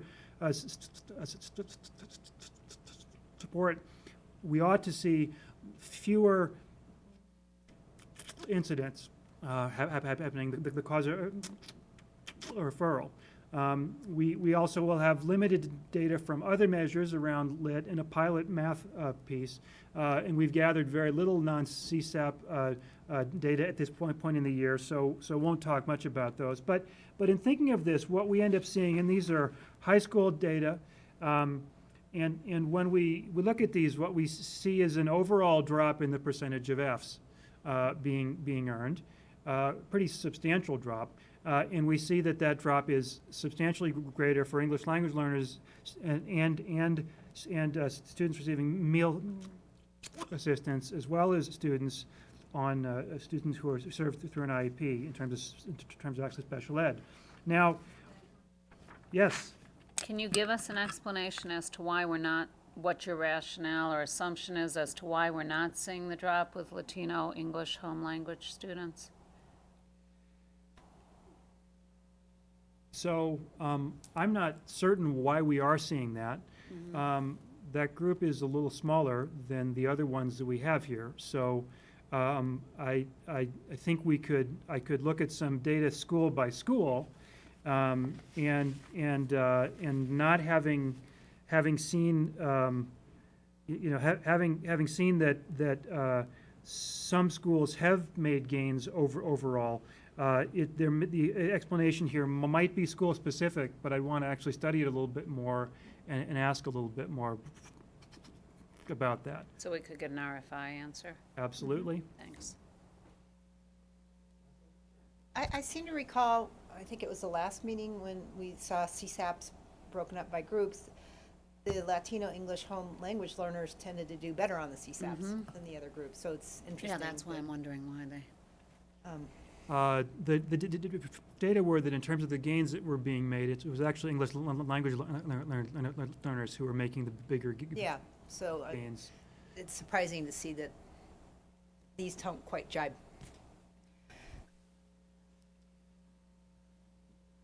And as we look across other measures also, right, these are the results overall. One of the things we're looking at is enrollment in courses that are advanced. Again, this is high school. What we aren't showing on this next slide is that there's an increase in enrollments in advanced. So it's a pretty good sized jump. There are about 800 more instances this fall of kids being enrolled in an advanced course than there were last fall. So not only is there an increase in enrollment in advanced courses, but as a proportion of the total of that enrollment, there are increases for minor one for English language learners, substantial one for folks receiving meal assistance. So we see some improvements here, both with regard to absolute numbers and in how well those numbers mirror. I'm having trouble reading this chart. I don't know what the numbers refer to. Is it like ELL, 5.6% of all the classes they take are advanced courses, 5% of all students take classes? So, great, let me lay it out. Okay. Of all the cases where a kid is enrolled in an advanced course, 5.6% of those are enrollments by an English language learner.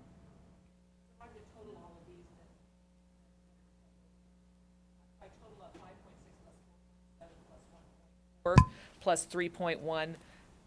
That's the total of those groups and everybody else, and then. Well, it would work that way if there weren't overlapping students in these particular groups. So because there's a child who is an English language learner and is receiving meal assistance, you will have some actual overlap. So if we were asking about what's the enrollment in advanced courses made up by those students who are neither English language learners nor receiving meal assistance nor served through an IEP nor Latino English home language kids, we would get some number that was bigger than 100 minus the sum of these. So more than 85% or somebody else. All right, okay. Yes. Okay, So as we're looking at these, we can also ask, given the increase in enrollment that we've seen and the increase in the proportion of the enrollment accounted for by groups that we're targeting specifically in our efforts, what's happening with regard to measures of how well students are doing in those courses? And if we look at the percentage of Fs that are being attained overall, we see that that's fallen overall, and for students on meal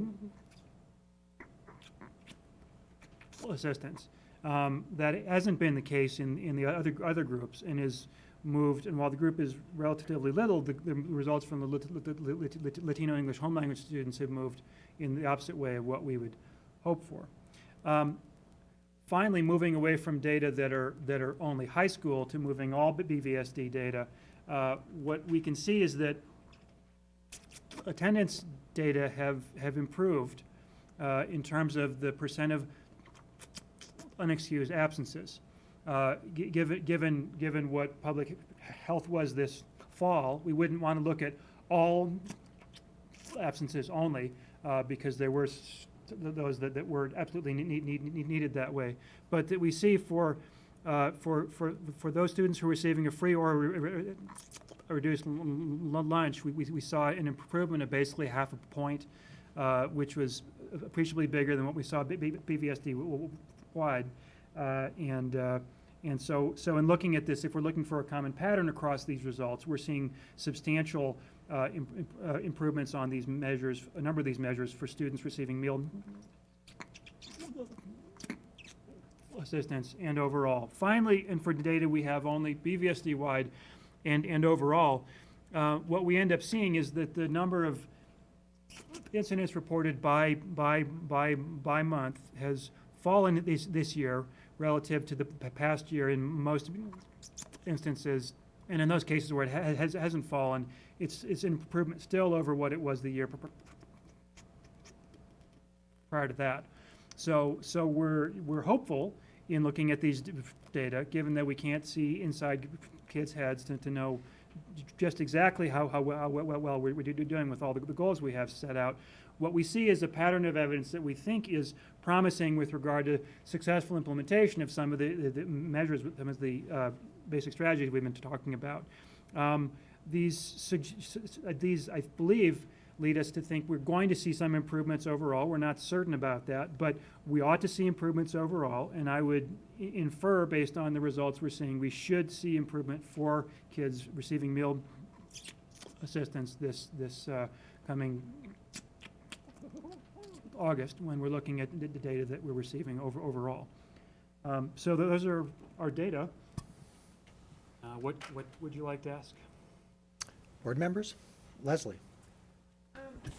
I didn't bring this up when Peter was making his report from the Student Accountability Group, but I sort of wonder if they're going down the wrong path with, they had talked about having younger kids shadowing for those AP and advanced classes, and that goes along with sort of the research base where you want these kids to be taking the classes to advance through high school. And I'm wondering if perhaps, I'm not certain, this doesn't usually happen with the Student Accountability Group, but if one of the board members or maybe you should talk to them and maybe steer them back towards the shadowing program. This is the first I've heard of that change, so I think what I'll do is talk with Michelle, who works with the SAC, and see what we can work on.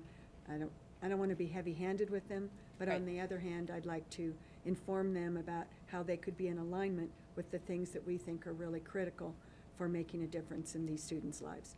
So, Yeah, because I mean, it's encouraging to see a small uptick in the number of kids that are taking those advanced classes. And I think, having shadowing earlier, having kids thinking about it before they even go into high school, I think is important. Well, as you know, Andre Lanier's probably talked with you about the elementary college nights that we're having in the community. Oh, you haven't heard about it? Well, he happens to be here, if you'd like to hear about it.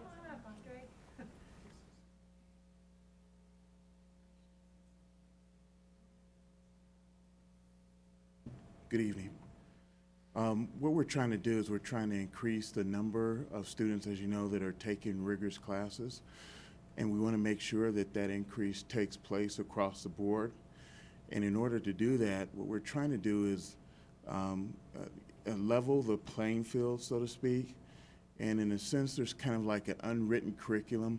Some families where both parents have gone to college and gotten advanced degrees, they understand the course selection process and how that plays out. And if you have maybe a household or a situation where you come from a setting where maybe your classes are assigned for you, then it might play out differently. So what we want to do is we want to have a conversation with parents regarding how the sequence plays out. And if you're in 4th, 5th, 6th grade, sometimes if you're a parent, that can kind of sneak up on you. And what we want to do is make sure that the parents understand that certainly by the 6th grade, you're starting to make selections that could close doors for you, particularly at your most selective universities. And I've been working with Lafayette. They're the first group on board. They're going to have, on April 6th, they're going to have an elementary school college night. We're going to have 2 presenters that are bicultural, bilingual, and then we'll have a section as well for English-speaking parents. And really what we want to do is we wanted to have the parents there, the other siblings. We wanted to have aunts, uncles, grandparents are welcome as well.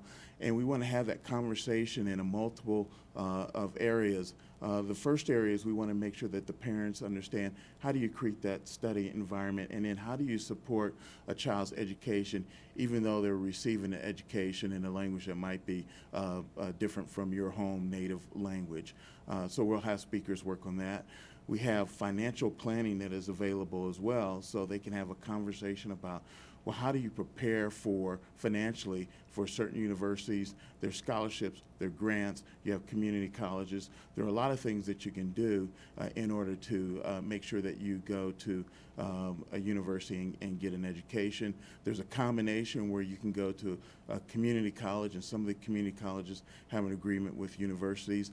My son is going to a community college right now, and his once he graduates with his associates, he can enter into Regis University. So there's some things like that that exist as well.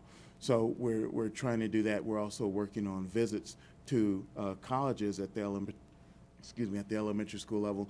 So when you talk about a college in a 4th grade mind, a 5th grade mind, they hear the word, they know it's a post-high school experience, but what does that really look like? So we want to involve them in that conversation. So those are just some of the things that we're doing in order to create interest at the earliest levels. I hope that answered your questions. Or Thank you. Orator Jim. Thank you. Is that on one night? Right now, we started with multiple schools. The first one up is going to be Lafayette, and on that night we have the presenters that are going to speak. The trips that are in the planning process will not take place on April 6th. Sanchez has also expressed interest, and then I talked to the principal of Columbine Elementary School earlier today, and he was interested. So we're just starting to roll that out as we speak. If I could just follow up, I guess I was asking, so at one of the schools, there we go, at, say, Lafayette, Yes. it would be like a 2 or 3 hour presentation of talking about Absolutely. college Yeah, I'm sorry. prep work today. Yes. What could happen in middle school and high school. Parent involvement financial as well. planning, how to help kids with study skills, et cetera. That's correct. And they're That's a going to lot of information They're going to in have one night. modules that they work through, so they'll have multiple opportunities. And then my conversation with the principals and the community is that it's the beginning, it's not the end. So we'll start the conversation. We'll have vehicles in which we have multiple contacts in regard to those settings, and it works at all levels. For example, we have our student leadership conferences. And at the student leadership conferences, we have conversations about college life and what is it like. So they have a conversation with students that look like them, that have their background, that talk about, here's what I did in order to get to college, and here's kind of the unwritten curriculum. Here's some of the things that you might want to look for in order to be successful. So the student leadership conferences have that conversation. Also having parent nights with bilingual parents. Boulder High School put one on about 4 or 5 weeks ago when we had about 40 Spanish-speaking families having a conversation about the same thing: study skills, college, course sequence selection. If you have an issue, how does that get resolved? Who are the contacts? So they could put a name with a face. I was there, Shannon Minch was there, Kevin was there, the leadership team was there, and we were talking to the parents and making ourselves available for any possible question that might arise. Part of it was informational. More importantly, the other part was relational, the sense that we wanted to show that it was a value and we were there and wanted to make ourselves available. Here again, the thing that I always say, it's the beginning, it's not the end. We want to have an ongoing relationship. The entire family was invited and encouraged to attend, and that we're going to make sure that everyone in the community understands that making sure that every child is successful is our #1 priority. Also, we're using nonprofits. I'm working with the city and county of Boulder as well. And what we want to do is wrap around all the services that exist in the area to make sure that the families are successful, and that can include mental health, services for someone that maybe lost a job or whatever. So we have a lot of supports in place. Sure, Tom? I was looking here at the chart on advanced course enrollment. I have a couple of questions. I see you addressing the equity goal here, but overall, how did we do in terms of advanced course enrollment, at large? Right. Do you So, know that? Yes, we were up by 856 instances of a student being enrolled in an advanced course, and that's out of about 13,000. I can get you the exact number if you'd like. Okay, yeah, that's good enough. And I know from year to year, we don't offer the same number or types of advanced courses. I know that from my personal experience. Do you factor that into this analysis? I mean, if one year we're not offering as many for whatever reason, obviously that's going to change, the overall results. No, we were just being very basic about running the same code, if you will, on what was earned on transcripts in the fall of '09 with the fall of '08. So Okay. we have a good comparison that way. I'm not aware of anything in the patterns that would mean that schools were on the same cycle for offering a little more of something or a little bit less, but And Ellen, maybe you can answer this for me in terms of overall advanced course offerings. Do we cycle through those courses? Do we have a standard, or is that site-based, or is that, come from a directive of how we handle? Yeah.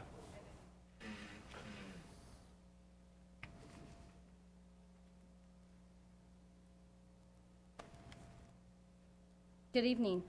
It is site-based. Each of the high schools determine which courses to offer. It's based on student demand and student enrollment. Jonathan's right. Our AP course offerings have increased and our enrollment has increased at each of our high schools. Okay.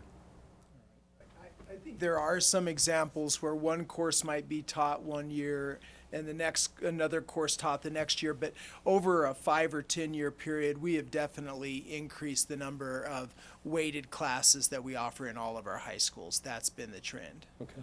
All right. Thank you. Jim? So one for Dr. Dings here, and it's kind of a two-parter. So since there's a small sample, we have 2 years worth of data. I was wondering what the error bars are on these charts to know whether we're actually seeing a trend or whether we're actually might be in the noise on some of these. And then also, given this data, what kind of predictive value does this have to actually meeting board goals? I mean, is this is there research backing up what kind of 90% correlation to unexcused absences to a better climate? Wondering what those correlations are and why I'm seeing this data instead of related to exact board goals. Well, you can talk and I can, you Sure. go So first. so let me do this sort of little one first.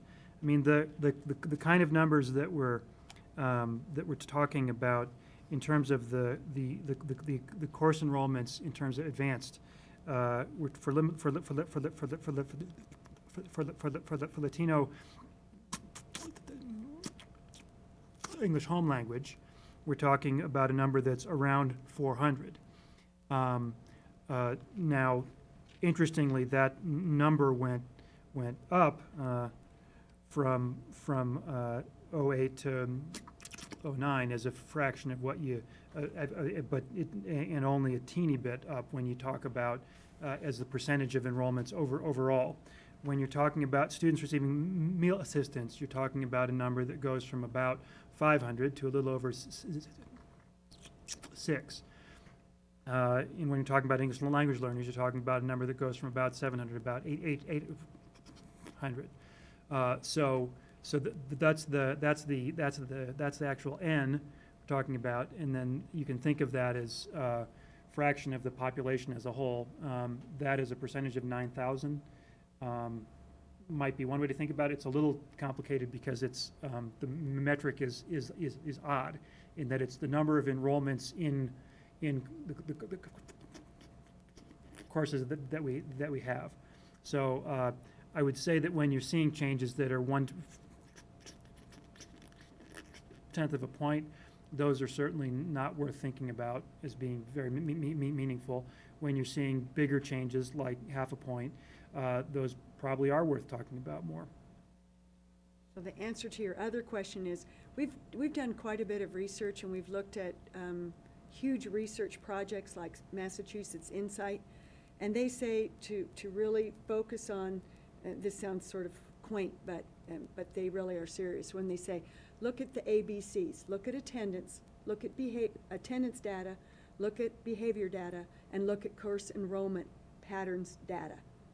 Those are the three things that are indicative of graduation rate, a decreased dropout rate, and more likelihood of success in high school and post-secondary success. So we read the research, we look at those things, and so that's why you're seeing these data, because if people who do the large research projects think that this makes a difference, we suspect it will too for us. So these are our indicators that we're using.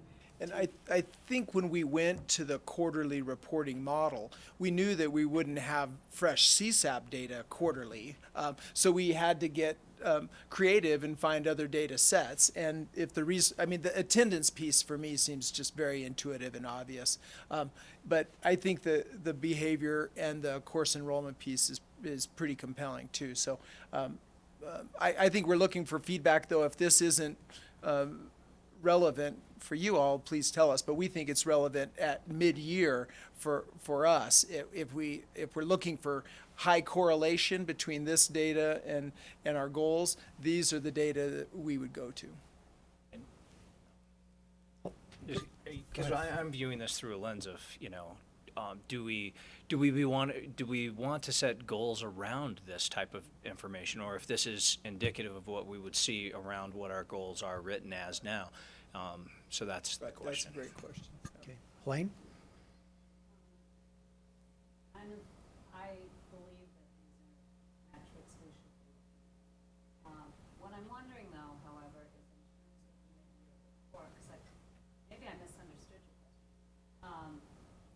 Just like Mr. Sutter came forward with a mid-year analysis and showed us where we were against budget, and often shows us where this year's budget compares to last year's budget, I would like on some of this data to not just see the change between 08 and 09, but to see, given what you saw mid-year in 08 with these indicators, where did you end up on the goals? And given where you see mid-year in 09 with these indicators, to start seeing what I thought you were asking, which is, do we know there actually is a connection? It's It's a great idea. In your Right. indicators and the achievement of our goals. Plus, I would like in every report to see historical data starting from when the first year we put in the board goals. 2007. 2007, and all we're seeing here is a change year to year.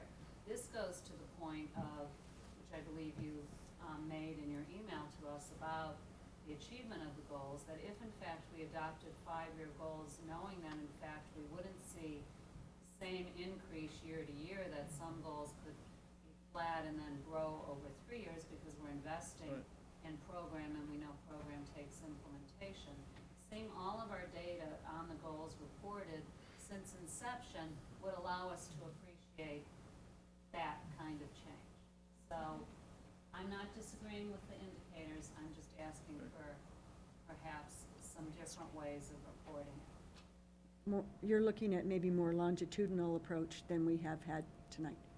Okay? And showing a relationship, And- which may or may not be true. Right. I mean, we may find that these indicators looked great in '08, but we didn't in fact meet our goals. They looked great in '07, and we did make our goals. Are they good predictors, Right, is right. the question. I'm not disagreeing that we should look at them, because I actually think this Right. is important information and is more meaningful on some level than Right. CSAP.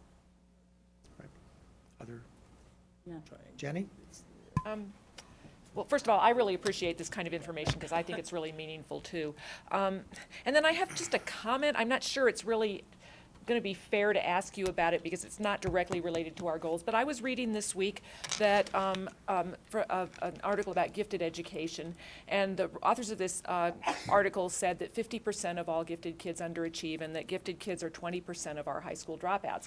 And so I would love to see sometime some information about how our gifted kids, are our gifted kids taking advanced classes? Are our gifted kids scoring advanced on CSAP? Are our gifted kids graduating from high school? That I'd love to see that kind of data broken out for our gifted kids, just to give us some kind of, or any kind of, and I leave it to you to think about what kind of data would be useful to track their achievement and make sure that if people think that's happening some places, we hope, is it happening here, and could we, or is it not, and could we really be happy about that? I'm hearing a request for information in there. So yes. Yes, I mean, and I'm leaving it to you to decide, I mean, at least for a first pass, to decide what kind, in the same way you decided what kind of data would be helpful for us to know that we're meeting our goals for these kids, to decide what kind of data would be helpful. Okay. We will do that. Thanks for the request. Elaine? I'd actually like to ask you to not request this as an RFI, but to request it to Agenda Committee to have a report to the board, because I think, given the conversations we had when the charter came up for approval about gifted education, now that we have your amazing expertise on the board, let's put the spotlight on this issue and get a report that covers this information and not just have an And it was RFI. actually in my notes when we got, and then I have one more comment for Andre back there, which is that I hope you'll take your show to Emerald, to Broomfield, because I think that there's a need for that in our community as well. Great, thank you. So any other comments? I assume you're finished? Yes, I think we are done. Yes. Okay, so I just summarize by asking the questions that the Agenda Setting Committee originally posed in this. And I think one of the most important things that we as a board struggle with is we set these goals, and there's always that fundamental question, are the goals that we have set, the 3 goals, are they driving the right actions? And I think we sort of hinted at that. I mean, this stuff about the viable curriculum and some of these other things are sort of an indication that the goals themselves, the activity of setting these goals and asking for all these reports, is translating into the professional educators in the district, into the actions that are the best things for our kids. But I think as we go through these, I mean, that's a very fundamental question for the board to get answered, is the last thing we want to do is set a bunch of goals and then have them drive the wrong behavior or drive the district in the wrong area. So I think anything you can do to kind of assure us that we're doing the right things is very important. The other, the second question is what's working and what isn't. And I think what we're hearing at this point is maybe it's a little early to tell that. As long as you feel that it's driving the right actions. Obviously, graduation rates aren't going to change overnight, and high school CSAPs aren't going to change overnight. And things we do at elementary may not pay off for years. But I think that we really ought to be kind of looking at this. Are there some things that these particular goals and the way we're asking you to track these things, are there things that just aren't working for you? And I think it's important for us as a board to think about it from our standpoint. Are there things about these 3 goals that aren't working for us? And that's one of the conversations I think we need to have whenever we talk about these goals. And I think the last question that we talked about was, given all of this sort of soul searching and status reports that we're getting, are there any changes to the goals that might be indicated? We talked about some of these. Part of this is we've set these goals, but then you folks kind of, suggested some metrics, and then we kind of said, yeah, that's great. What this presentation did for me, which I think was probably one of the most important, is there are some other metrics that we might want to look at that are perhaps closer to the kids, that are what's direct and what's indirect, and that sort of thing. And based on this, we ought to be thinking about this. Are there some different metrics that we should be either adding to this or replacing some of the metrics that we have right now with some other metrics that might actually give us a shorter term turnaround, a better indication, and if they're highly correlated with the ultimate goals, then maybe we should add some of these so we have those mid-year kinds of, or mid-course kinds of indications. Because, it's always scary. You commit to a 5-year goal, and it's always that question. We're halfway into it. Do we pull the plug because it's obvious something didn't work, or do we just need to be more patient? And I think anything we can do to kind of help us get some confidence that we just need to be more patient, certainly I think benefits you and it benefits us as a board. It's not unlike what's going on at the schools. So the schools are wondering, are we making a difference in our literacy? And they have the DRA2, and they just finished completing the DRA2 in the elementary schools, and they're putting those data into Infinite Campus. And so they're anxiously awaiting, is this making a difference in an ongoing progress way so that we will see a change in the results in the CSAP. So benchmark assessments along the way, we're hoping will yield that progress. And we have quite a bit of indication that they do. Okay, So, thank you. thank you. Okay, we're going to move on to our next agenda item, which is our final information item tonight. It's the mid-year nutrition services update. Hello. Well, I'm really, really happy to be here, saying that we made it through half the year. I'm very excited about that. The team's worked really, really hard.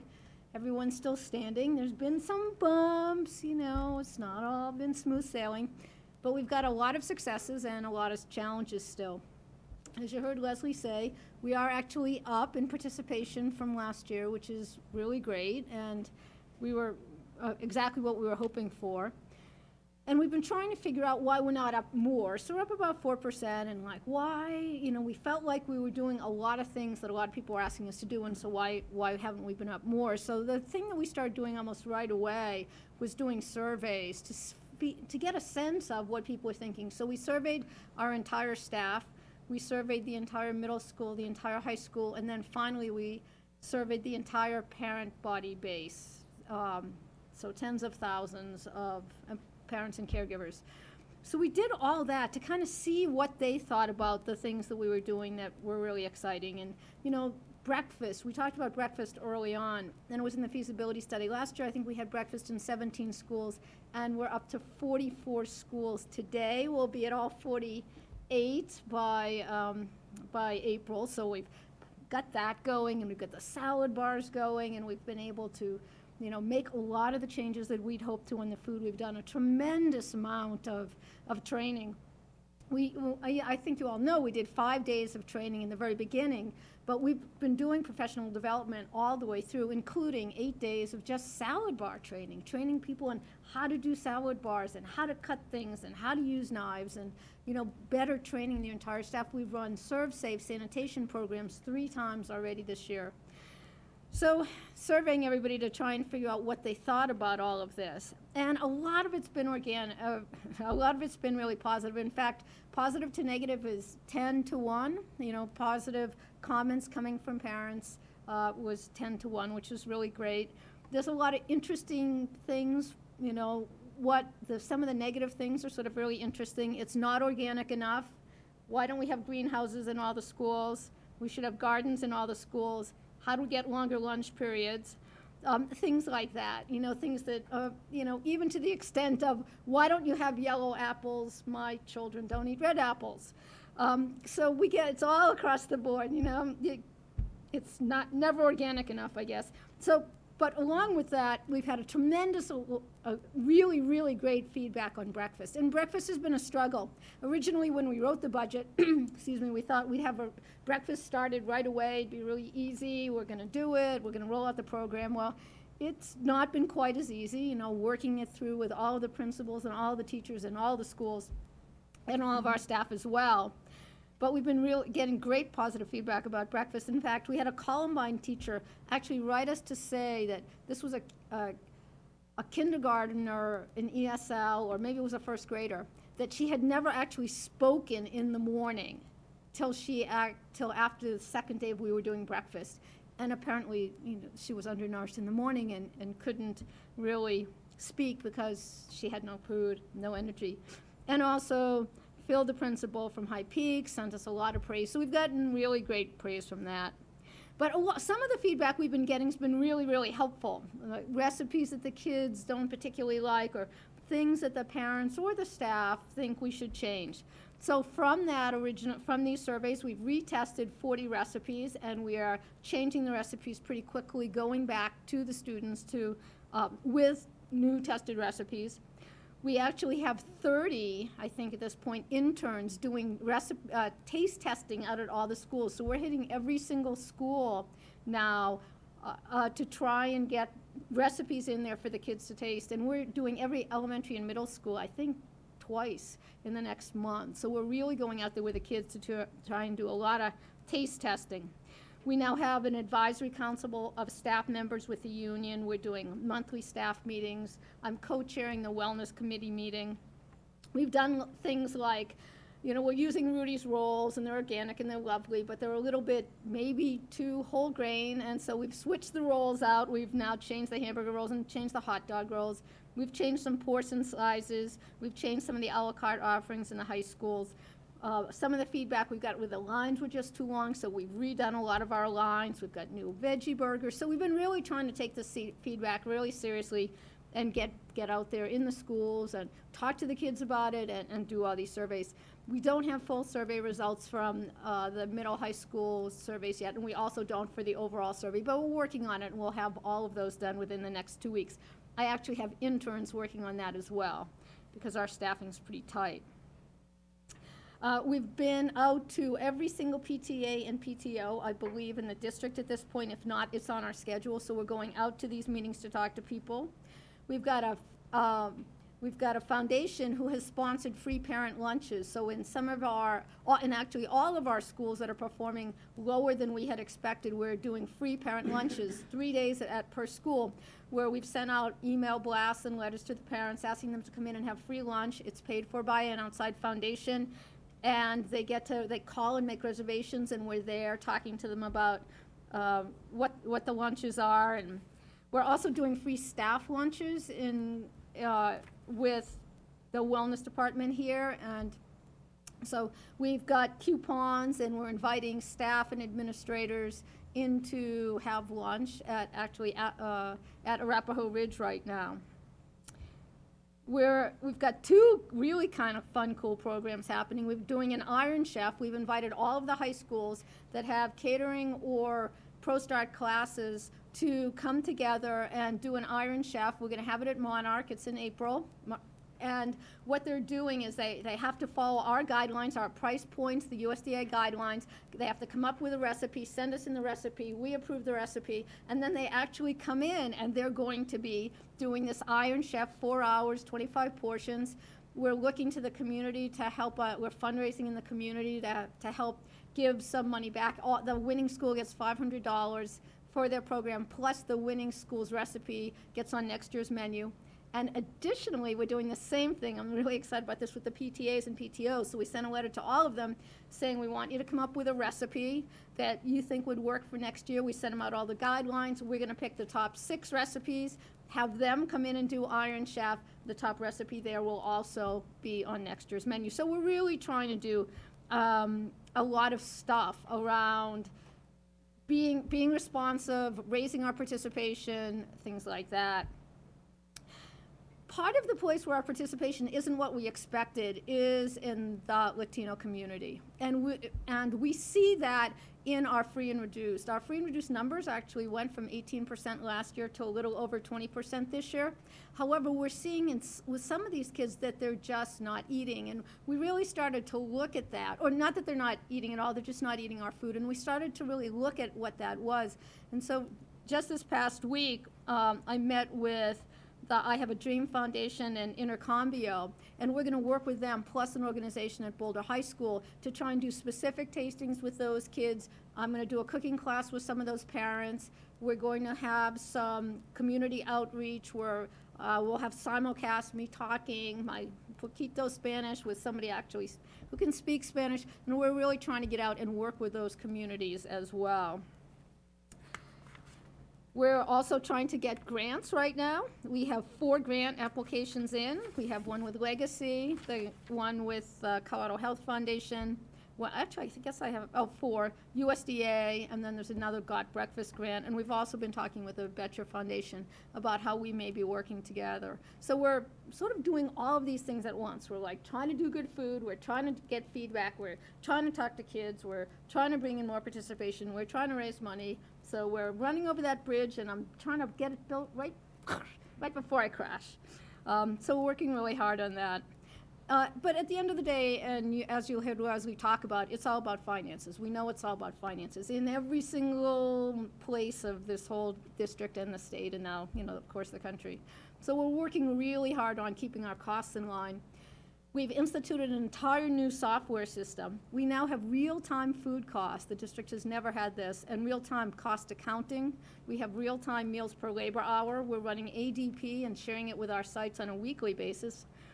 Average daily participation. So all of the whole financial modeling piece for the department never really existed before, so we really have that in line, and it's really great. So we can tell our managers and our leads at all of our sites, this is what your food cost was for last month, here's what the average is for your type of school, here's what your budget is, here's your meals per labor hour, here's what it is for your type of school, here's what the budget is, and we're really working that to try and become as efficient as possible. One of the things that we talked about in the feasibility study, which seems like a long time ago, but one of the major components of the feasibility study was that we needed to cook in less kitchens. That's something we're still really moving forward with. We hope next year we're cooking in less kitchens than this year. That probably means we need some kind of equipment, and we're looking at how we can move equipment around or what we can do. But really towards next year, in order to become as efficient as possible and cost effective as possible and fiduciary responsibility as possible, we are going to try and reduce the number of places we cook. Because when we look at comments coming back to us about food quality or what's going on. Right now we're cooking in 23 kitchens, and that's a tremendous amount to manage. So just that we have to have a skill level in 23 places, we have to have equipment that works in 23 places, that we have to be able to manage that and train for that is very difficult. So we'd like to be able to reduce that in this coming year. And finally, we're fundraising. We've raised about $500,000 from the community, which is great. We still need a little more. We've got an ongoing film series. We've got a farm dinner. We've got some other events going on, and we're working that as well. So that's my day job. So that's what we're really doing to try and get the best food into our kids possible and do it financially responsibly and train the staff. And I have an amazing team, the staff. You know, we have 175 employees that had their whole world turned upside down in the past 8 months. And I got to say, they're all doing a great job, and they're working really hard. And so it's really wonderful to see the staff coming along, great feedback from teachers and principals, great feedback from parents. And we know that we're not perfect, and we're working hard to change the things that we need to. Questions? Questions or comments? Tom? Yeah. So it sounds great. I'm excited about all you're doing. I congratulate. Have a couple of questions. How does the breakfast program work? You know, for lunches, we have a lunch period, but we don't have a breakfast period, or do we? I mean, how does that work? We are in actually 4 schools. We're actually doing universal breakfast, and 3 of them are elementary schools, and 1 is Arapahoe Ridge. And at the universal breakfast schools, the 3 elementary schools, breakfast is actually within the school day. So it's after the bell rings, and it's the first 10 or 15 minutes that the students are all in their homeroom. And this has been going on for the whole school year, and 1 school we actually started last year. So we have some history with this. These are very high free and reduced schools that are most at-risk students. All the rest of the schools, we've worked with the principals, and we usually serve breakfast for between 10 and 20 minutes before the bell rings. And at Emerald, we're doing 90, 100 breakfasts a day. And so at a lot of schools, even though we only have that tiny moment in time, you know, these 10 or 15 minutes, we have hungry kids, and we're feeding those kids, and I think we're really making a difference for those kids. Right. And the government pays for it, by the way. Yeah, yeah. So have we seen an increase overall in the number of lunches that we're serving, or? Yes, we're up 4% participation. So the total increase in lunches the total number of lunches has increased, and breakfast, of course, has increased dramatically. Thousands of breakfasts a day now. How are you addressing high school? I know high schoolers are a difficult crew, number 1, because they're high schoolers, and number 2, because they're used to things the way that they were. And so most of the comments that I hear back are from, high schoolers and high school parents that traditionally may have taken their lunch. And so they complain about those services now not existing, like microwaves and hot water, et cetera, et cetera. Have you got some feedback on that? I think it might be 2 different issues. Microwave and hot water, I think by and large, was an elementary and middle school issue. And when we came in and tried to make the department more efficient, we tried to only have the equipment and the things that were fit within our cooking our cooking needs. So because we don't cook in a microwave, and because we don't have need for hot water, we decided that we would not manage that. In each of the schools, I've offered free to the school, to the principal, the microwaves if we owned them, and the hot water makers, and said that because these are for kids who bring their lunch as opposed to kids that we sell lunch to, or give lunch to, that they can manage it. We gave them the equipment if they wanted it. And so we've just turned that over to the school as opposed to keeping it within food service. Okay, by and large, we're funded in large part by the federal program, which is about cooking for kids and not giving them water for sodium soups. So maybe that's what's happened, because before, if you manage that, schools like Fairview had it there before. Now they don't have it. Actually, Fairview still has microwaves, and they don't have hot water. My son goes there and he maybe complains about that. So that was the reason I asked. Is it something that the school is doing, not managing, because of the change here that we've made? I can check on Fairview and see why they decided not to have hot water, or if it was just we gave it to them and then they never. I will find out on the hot water at Fairview. All right. And the surveys you've done, are you surveying students as well, or just parents? We invited all of the middle school and high schoolers in the entire district to take the survey. We've gotten back about 2,500 so far. We're going out to do another round of asking them to complete the surveys. It's a little difficult to get them to actually do it, but we are. Some of the principals have been really great with sending out something specific on their own to the students, through the teachers. So we're going to do another round of that, but we've got about 2,500 right now, and we're trying to get them all into a graph so we really can understand it. But one of the things we're doing, even before we graph it, is we're looking at comments and going back. If there's a consistent comment, the rolls are too hard. then we'll immediately look at that and say, okay, can we change that out, and how long will it take? Or we had a lot of complaints, as silly as it might sound, on macaroni and cheese, and, you know, after struggling through why macaroni and cheese would be an issue, it became clear that going from basically powdered Kraft macaroni and cheese stuff to real macaroni and cheese, there was a learning curve on the type of cheese and how much cheese and what the cheese actually tasted like, because we went from a dairy product to actual cheese. So we've redone that recipe and smoothed it out a little bit, and now and gone out and done tastings, and we've got thumbs up now all across the district on our mac and cheese. But, you know, it's that process of having to work with the kids, and you know, just because I think it tastes good, they may not, and, you know, and on the mac and cheese, it was as simple as powdered mix, real cheese, what's a middle ground? Right. Thank you. Leslie. Boy, you certainly are tackling a lot of fronts. I have a question regarding the staff survey. Was that as much of a differential between the positives and negatives? Because I know, like you said, it sort of turned their whole world upside down.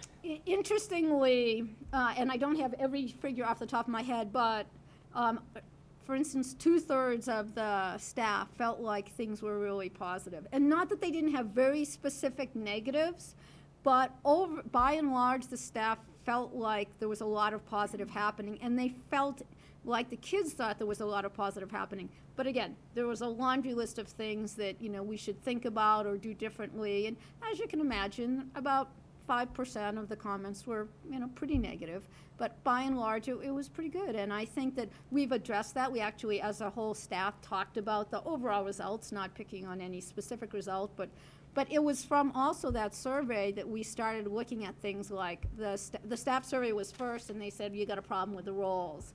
And so all of the specific food-related issues that the staff brought up, we've now addressed. And they know that, and we've gone back to them. And things like, you know, there's a few things on portion sizes and being able to get a second piece of this or that, or how the salad bars are actually set up, whether you go this way or that way.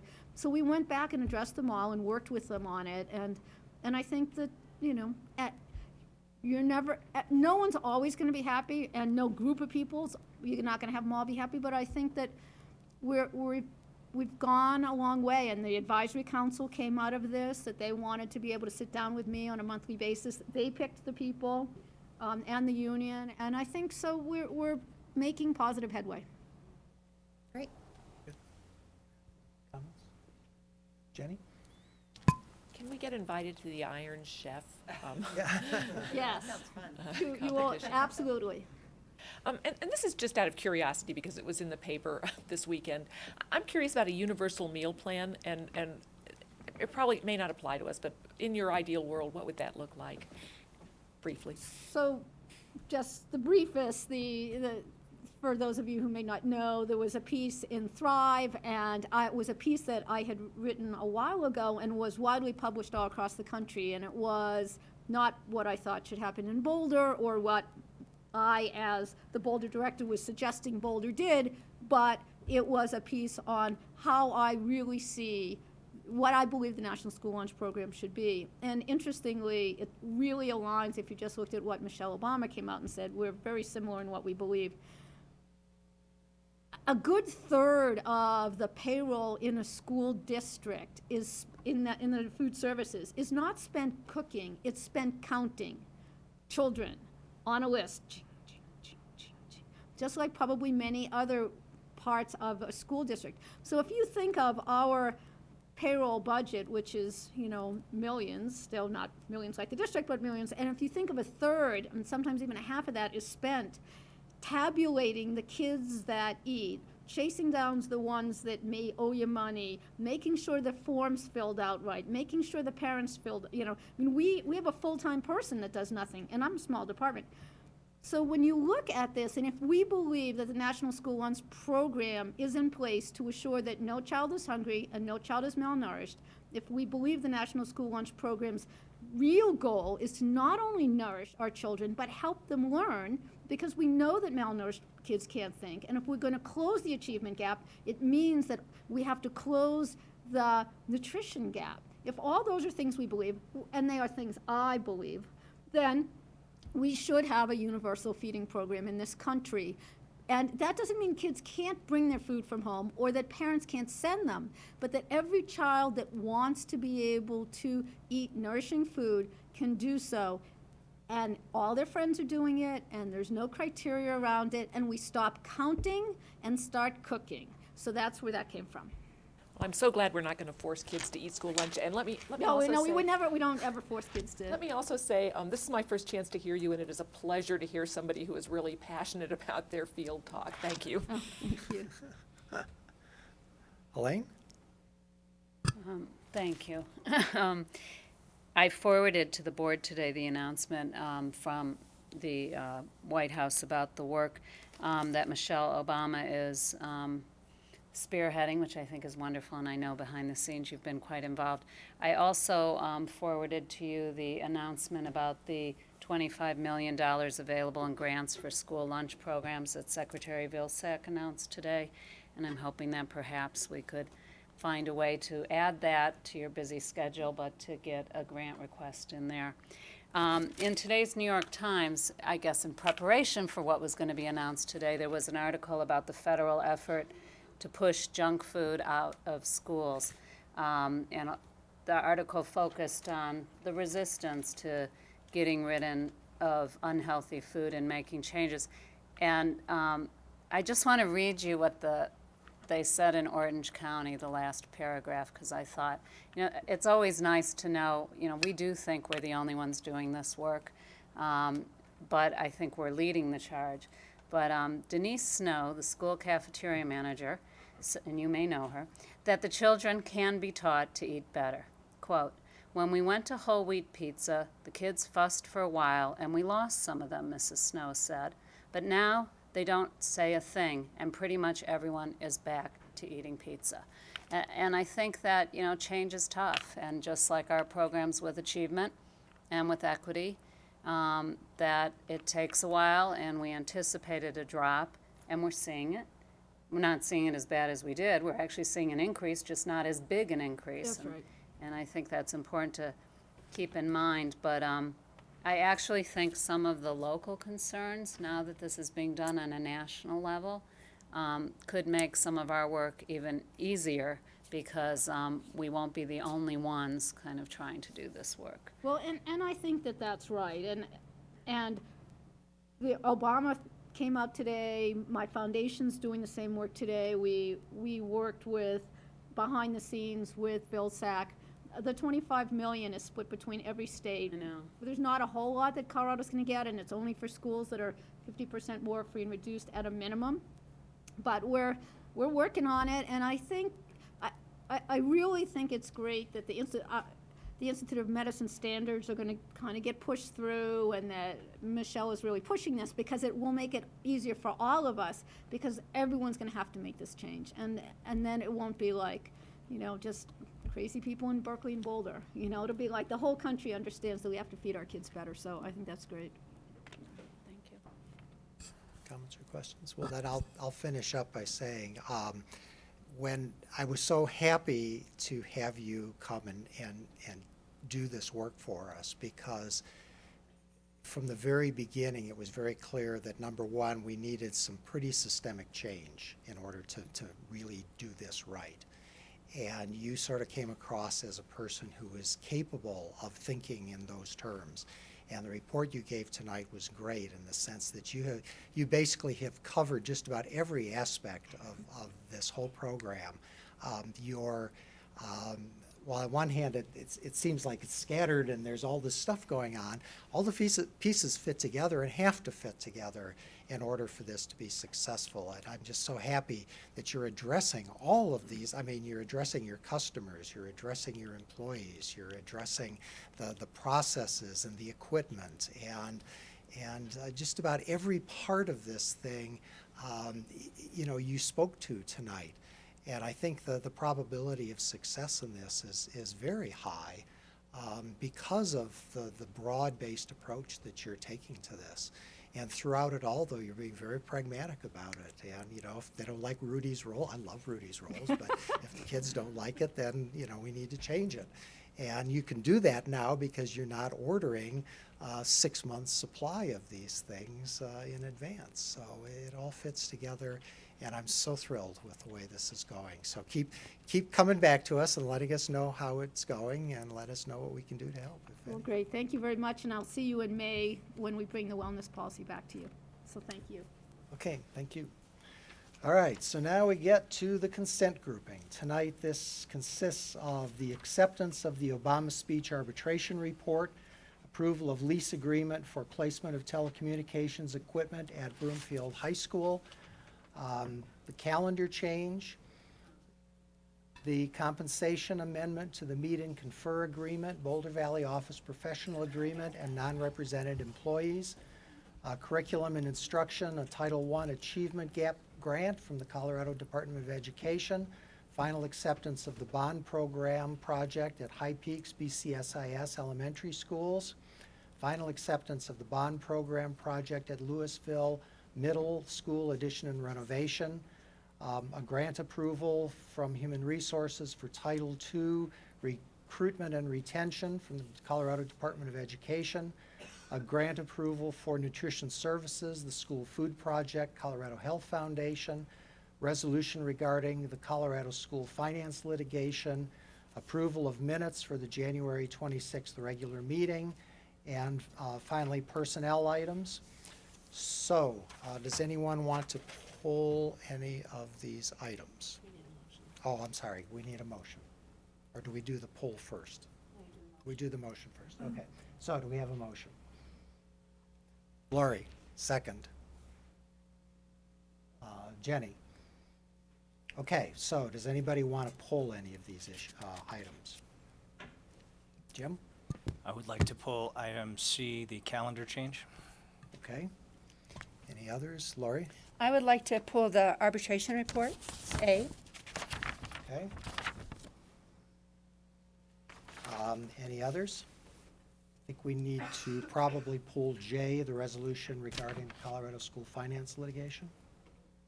Thank you, of course. Okay. Others? All right. Does anyone want to make any comments or have any questions about any of these items?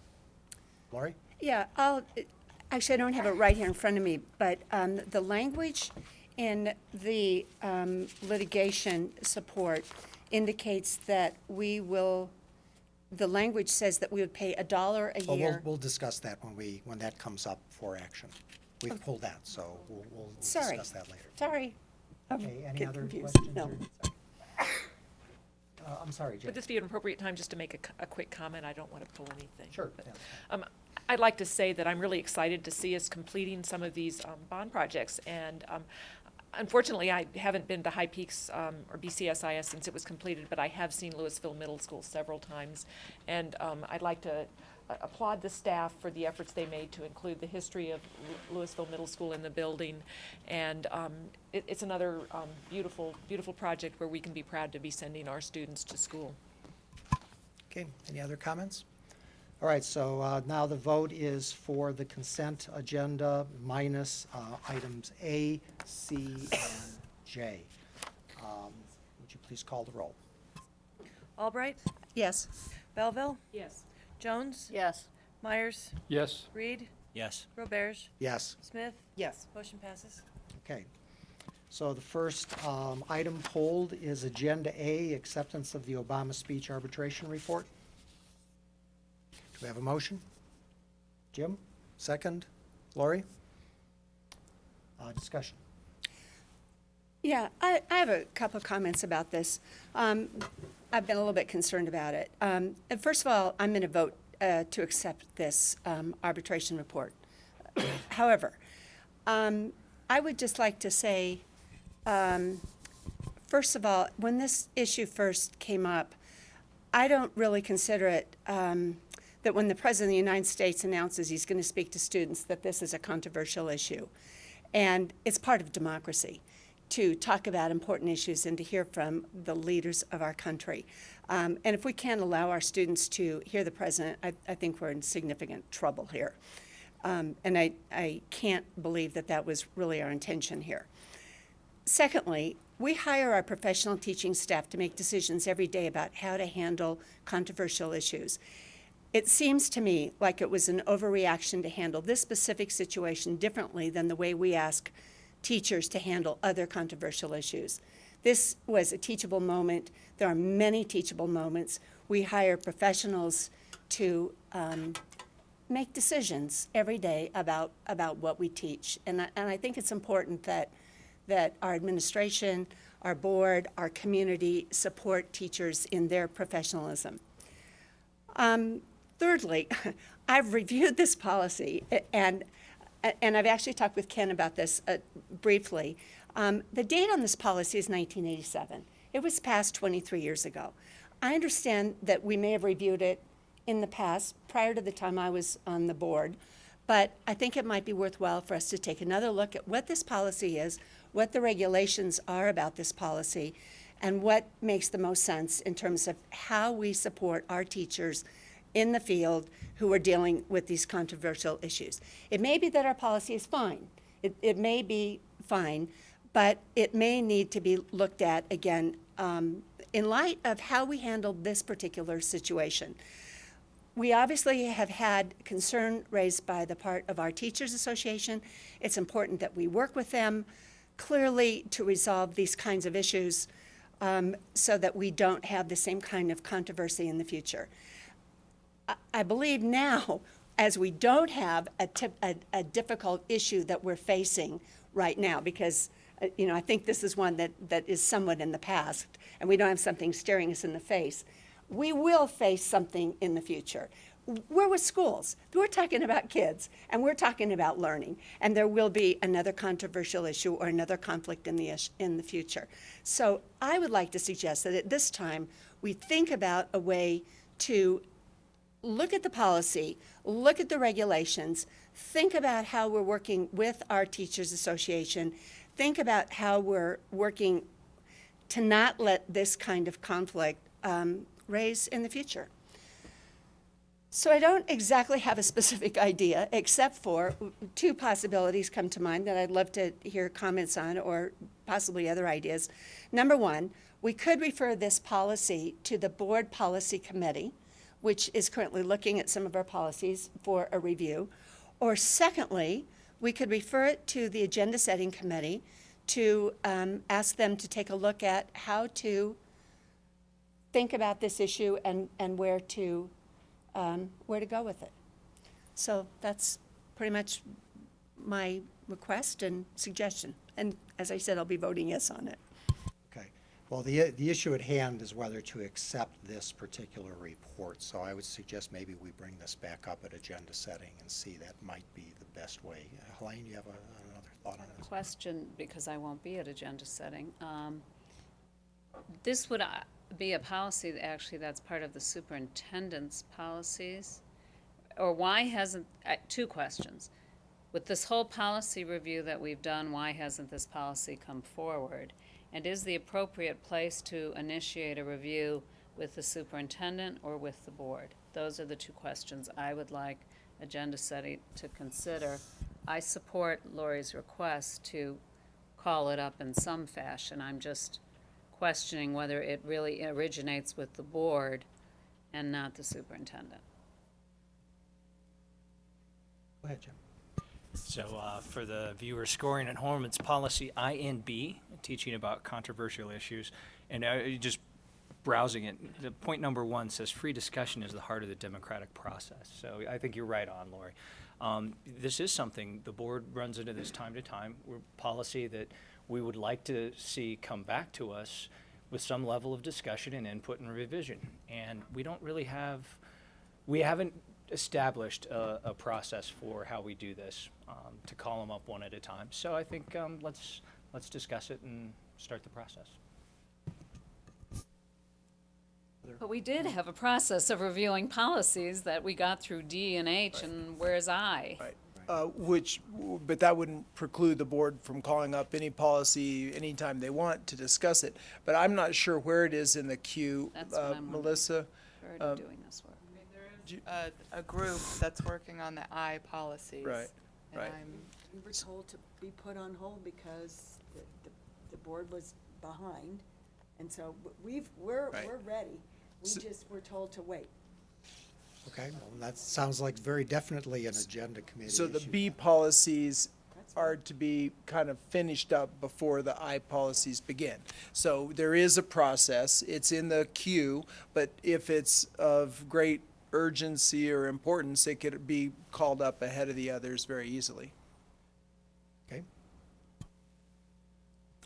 All right, well, I suggest we vote on this, and then we can reopen this perhaps at the agenda-setting part of our agenda. So, at that point, Debbie, would you call the roll, please? Albright?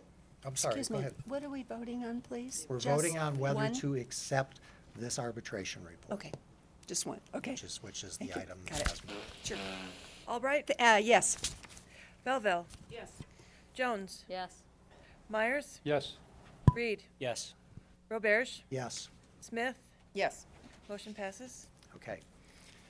The next item that was pulled is the calendar change. Jim, you pulled it? Yes, Mr. President, I would move that we table this motion until the March 9th, 2010 school board meeting for further study. Okay. Does anyone second that motion? Leslie? Any discussion? Okay. Debbie, would you call the roll, please? Albright? Yes. Belleville? Yes. Jones? Yes. Myers? Yes. Reed? Yes. Roberge? Yes. Smith? Yes. Motion passes. Okay. The final issue is the resolution regarding the Colorado school finance litigation. Do I have a motion? Helene, second. Jim? Okay. Lori, you had, I think this is where you were discussing the issue. Thanks. Yes, and actually, I don't have the precise language on it, but I'll get it in just a second. It is the last paragraph, which refers to the dollar amount, and it's the very last sentence. It currently reads, "The amount of financial support shall be $1 per school district student during each of the 2009, 2010, and 2010, 2011 fiscal years." And what I believe we agreed to at our previous meeting was that it would be $1 per school district student during 2010, 2011 fiscal year. Okay. That's what I was recommending or suggesting at the last board meeting, and I'm not quite sure how that got Doubled. but it wasn't my intent for that to Okay. be doubled. So And I it don't- sounds like yeah. we And need- Kathy wasn't expecting that either. No. Kathy and I talked about it, she was definitely. Okay, so I think the best way to handle this is let's make a motion to amend the resolution. So go ahead. So Lori. move as I read it. Shall be $1 per school district student during 2010, 2011 fiscal year. Okay, any second? Helene? Debbie, would you call the roll on the amendment? Albright? Yes. Belleville? Yes. Jones? Yes. Myers? Yes. Reed? Yes. Roberge? Yes. Smith? Yes. Motion passes. Okay, so now we can vote on okay, we'll vote on the amended resolution. So call the roll, please, Debbie. Albright? Yes. Belleville? Yes. Jones? Yes. Myers? Yes. Reed? Yes. Roberge? Yes. Smith? Yes. Motion passes. Okay. The next item is the conflict of resolution policy. The BAA policy and the acceptance of two of the exhibits, one which is the Code of Ethics for school board members from CASB, and the other one is from the Colorado Revised Statutes. Do I have a motion, please? It's a study item. I'm sorry, it's a study item, you're right. So any discussion?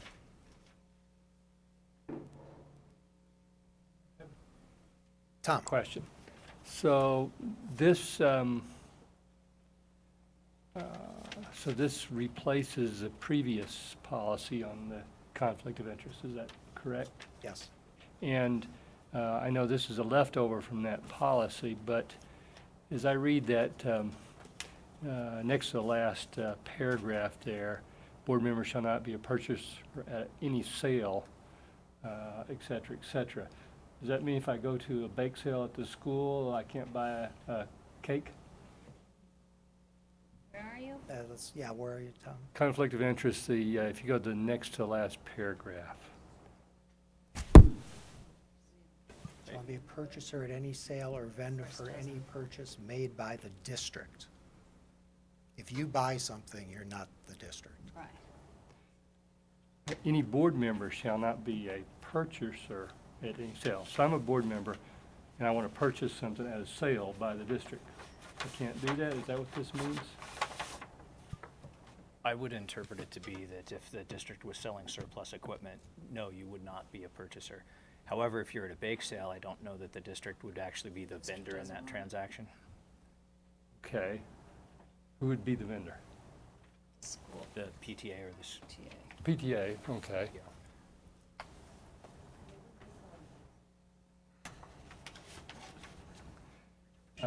Anyway, I just wanted to clarify that because that was in my mind a question as to what you can do. And some of the things I think would, at least to me, I don't see a problem with. So I want to make sure we're careful and maybe want to think about that before that comes back.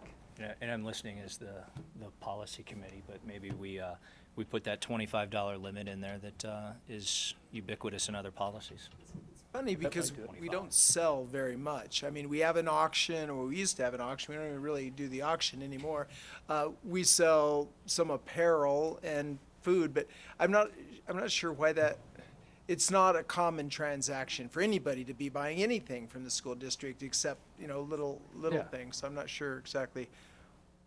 Yeah, I think probably the best way to handle this, since again, this is a study item, is probably we need to, the policy committee needs to go off and do a little homework on this, and we'll get back to you in a Friday report or at the next meeting about what we understand as a result of this. So, thank you, Tom. Jim, go ahead. So on the same policy, now I lost it. Yeah, the paragraph above and the 5 exceptions, I kind of was looking at this again and thought, why do we even have exceptions to it at all if you're on the board? Why would a board member have a contract with the district? So I know this is CASB model language and lawyers have reviewed it, so I know it's in there for a reason, but it kind of doesn't apply to our district, is my comment.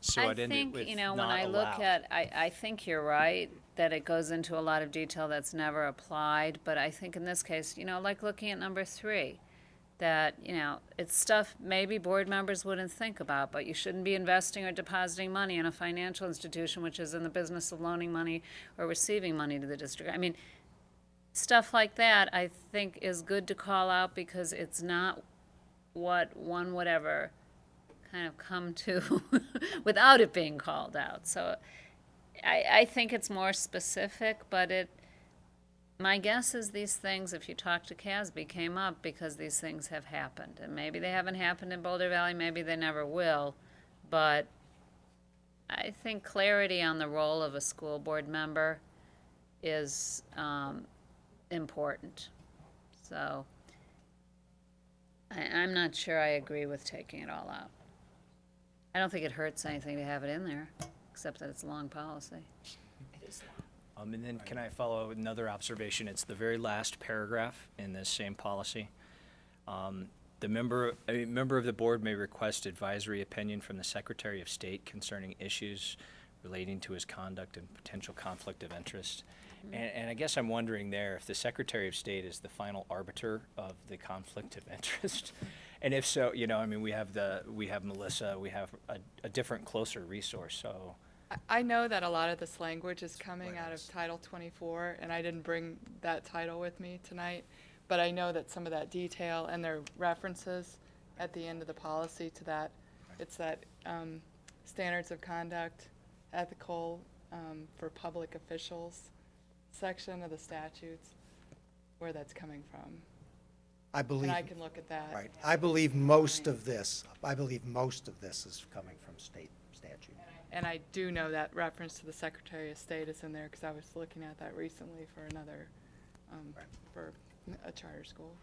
And again, I think these are, I think your point about the exceptions is probably okay. I think these exceptions are also in state law. We could probably be more restrictive than state law. We can't be less restrictive, but I think we can take a look at that and see, what we would lose by taking those out. So it sounds like we've got some homework to do before the final approval on this.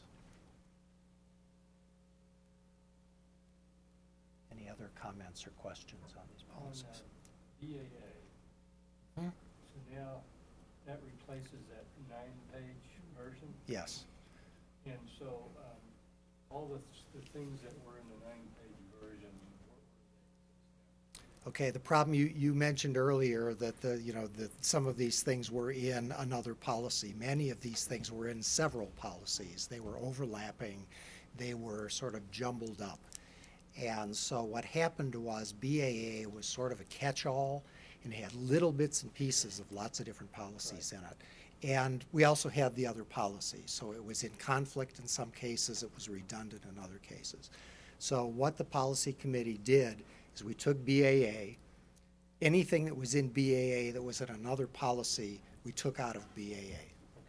Okay? And so everything that we took out is someplace else. Okay, good. That's what I wanted to know. All right? Now, what you're seeing here is what was left over out of that 9-page document after we took out all the redundancies. So not much. And not much. Right, okay. So any other, I have a comment on BAA actually, if nobody else has any comments. Under 3 for board requests for information, it says individual board members should not request employees or the superintendent or his staff to engage in research projects, so on and so forth. I really think that our practice has always been that RFIs go through the superintendent. And I would suggest that we strike the words employees or and just have it read, individual board members should not request the superintendent or his or her staff to engage in research projects. Actually, it seems redundant with the his or her staff, but maybe it should say something like, should request the superintendent to engage in research, to direct staff or something. Seems to me the real important part here is that RFI from the board should go through the superintendent and not directly through staff, right? So actually the point of 3 is about time. The Right. point of 1 is that it goes through the superintendent, so just clean it up and make 3 just about time. Okay. So it's basically saying that, and it sounds like to me, the real issue here is that if the superintendent wants to do this, perhaps we should Comes to the board. give him that discretion. So what it should be is that individual members must get permission from the superintendent or something like that to engage in research projects that require more staff time, and I think the final statement is good, only the board itself may authorize requests requiring more than that. So I guess we leave it at the discretion of the superintendent. No, it's for I anything think more all than we 3 clear hours. up is that the board should not request the superintendent to engage in a research project requiring more than 3 hours. If the superintendent determines any work requires more than 3 hours, he comes to the board to make sure that it's more than one board member who's actually requesting this. Because this came about, if you remember, a while ago, there was a situation where a board member was requesting copious amounts of data that would have required a lot of work, and it was data that that board member was personally interested in, but actually was not relative to any issue before the board. And I think that's the situation we want to avoid here, because if the superintendent or their staff is doing that for one board member, the minute they say yes to one, they open the door that they have to say yes to everybody. So I think all you want to clear up is that all requests go through the superintendent, but if it's 3 hours, he's got to come to you, and you've got to come to the rest of the board and say, you know, you guys really want this work done, this is what it's going to take. Sounds good. We'll take that. Any other comments? Okay. The final item is agenda setting. And let's see, Laura, we have one from, you were taking notes, so. Right, well, I took a couple notes. Number one, I think Jenny asked to include gifted and talented in the achievement data, to the extent that that's doable as we're looking at our goals. That was one idea.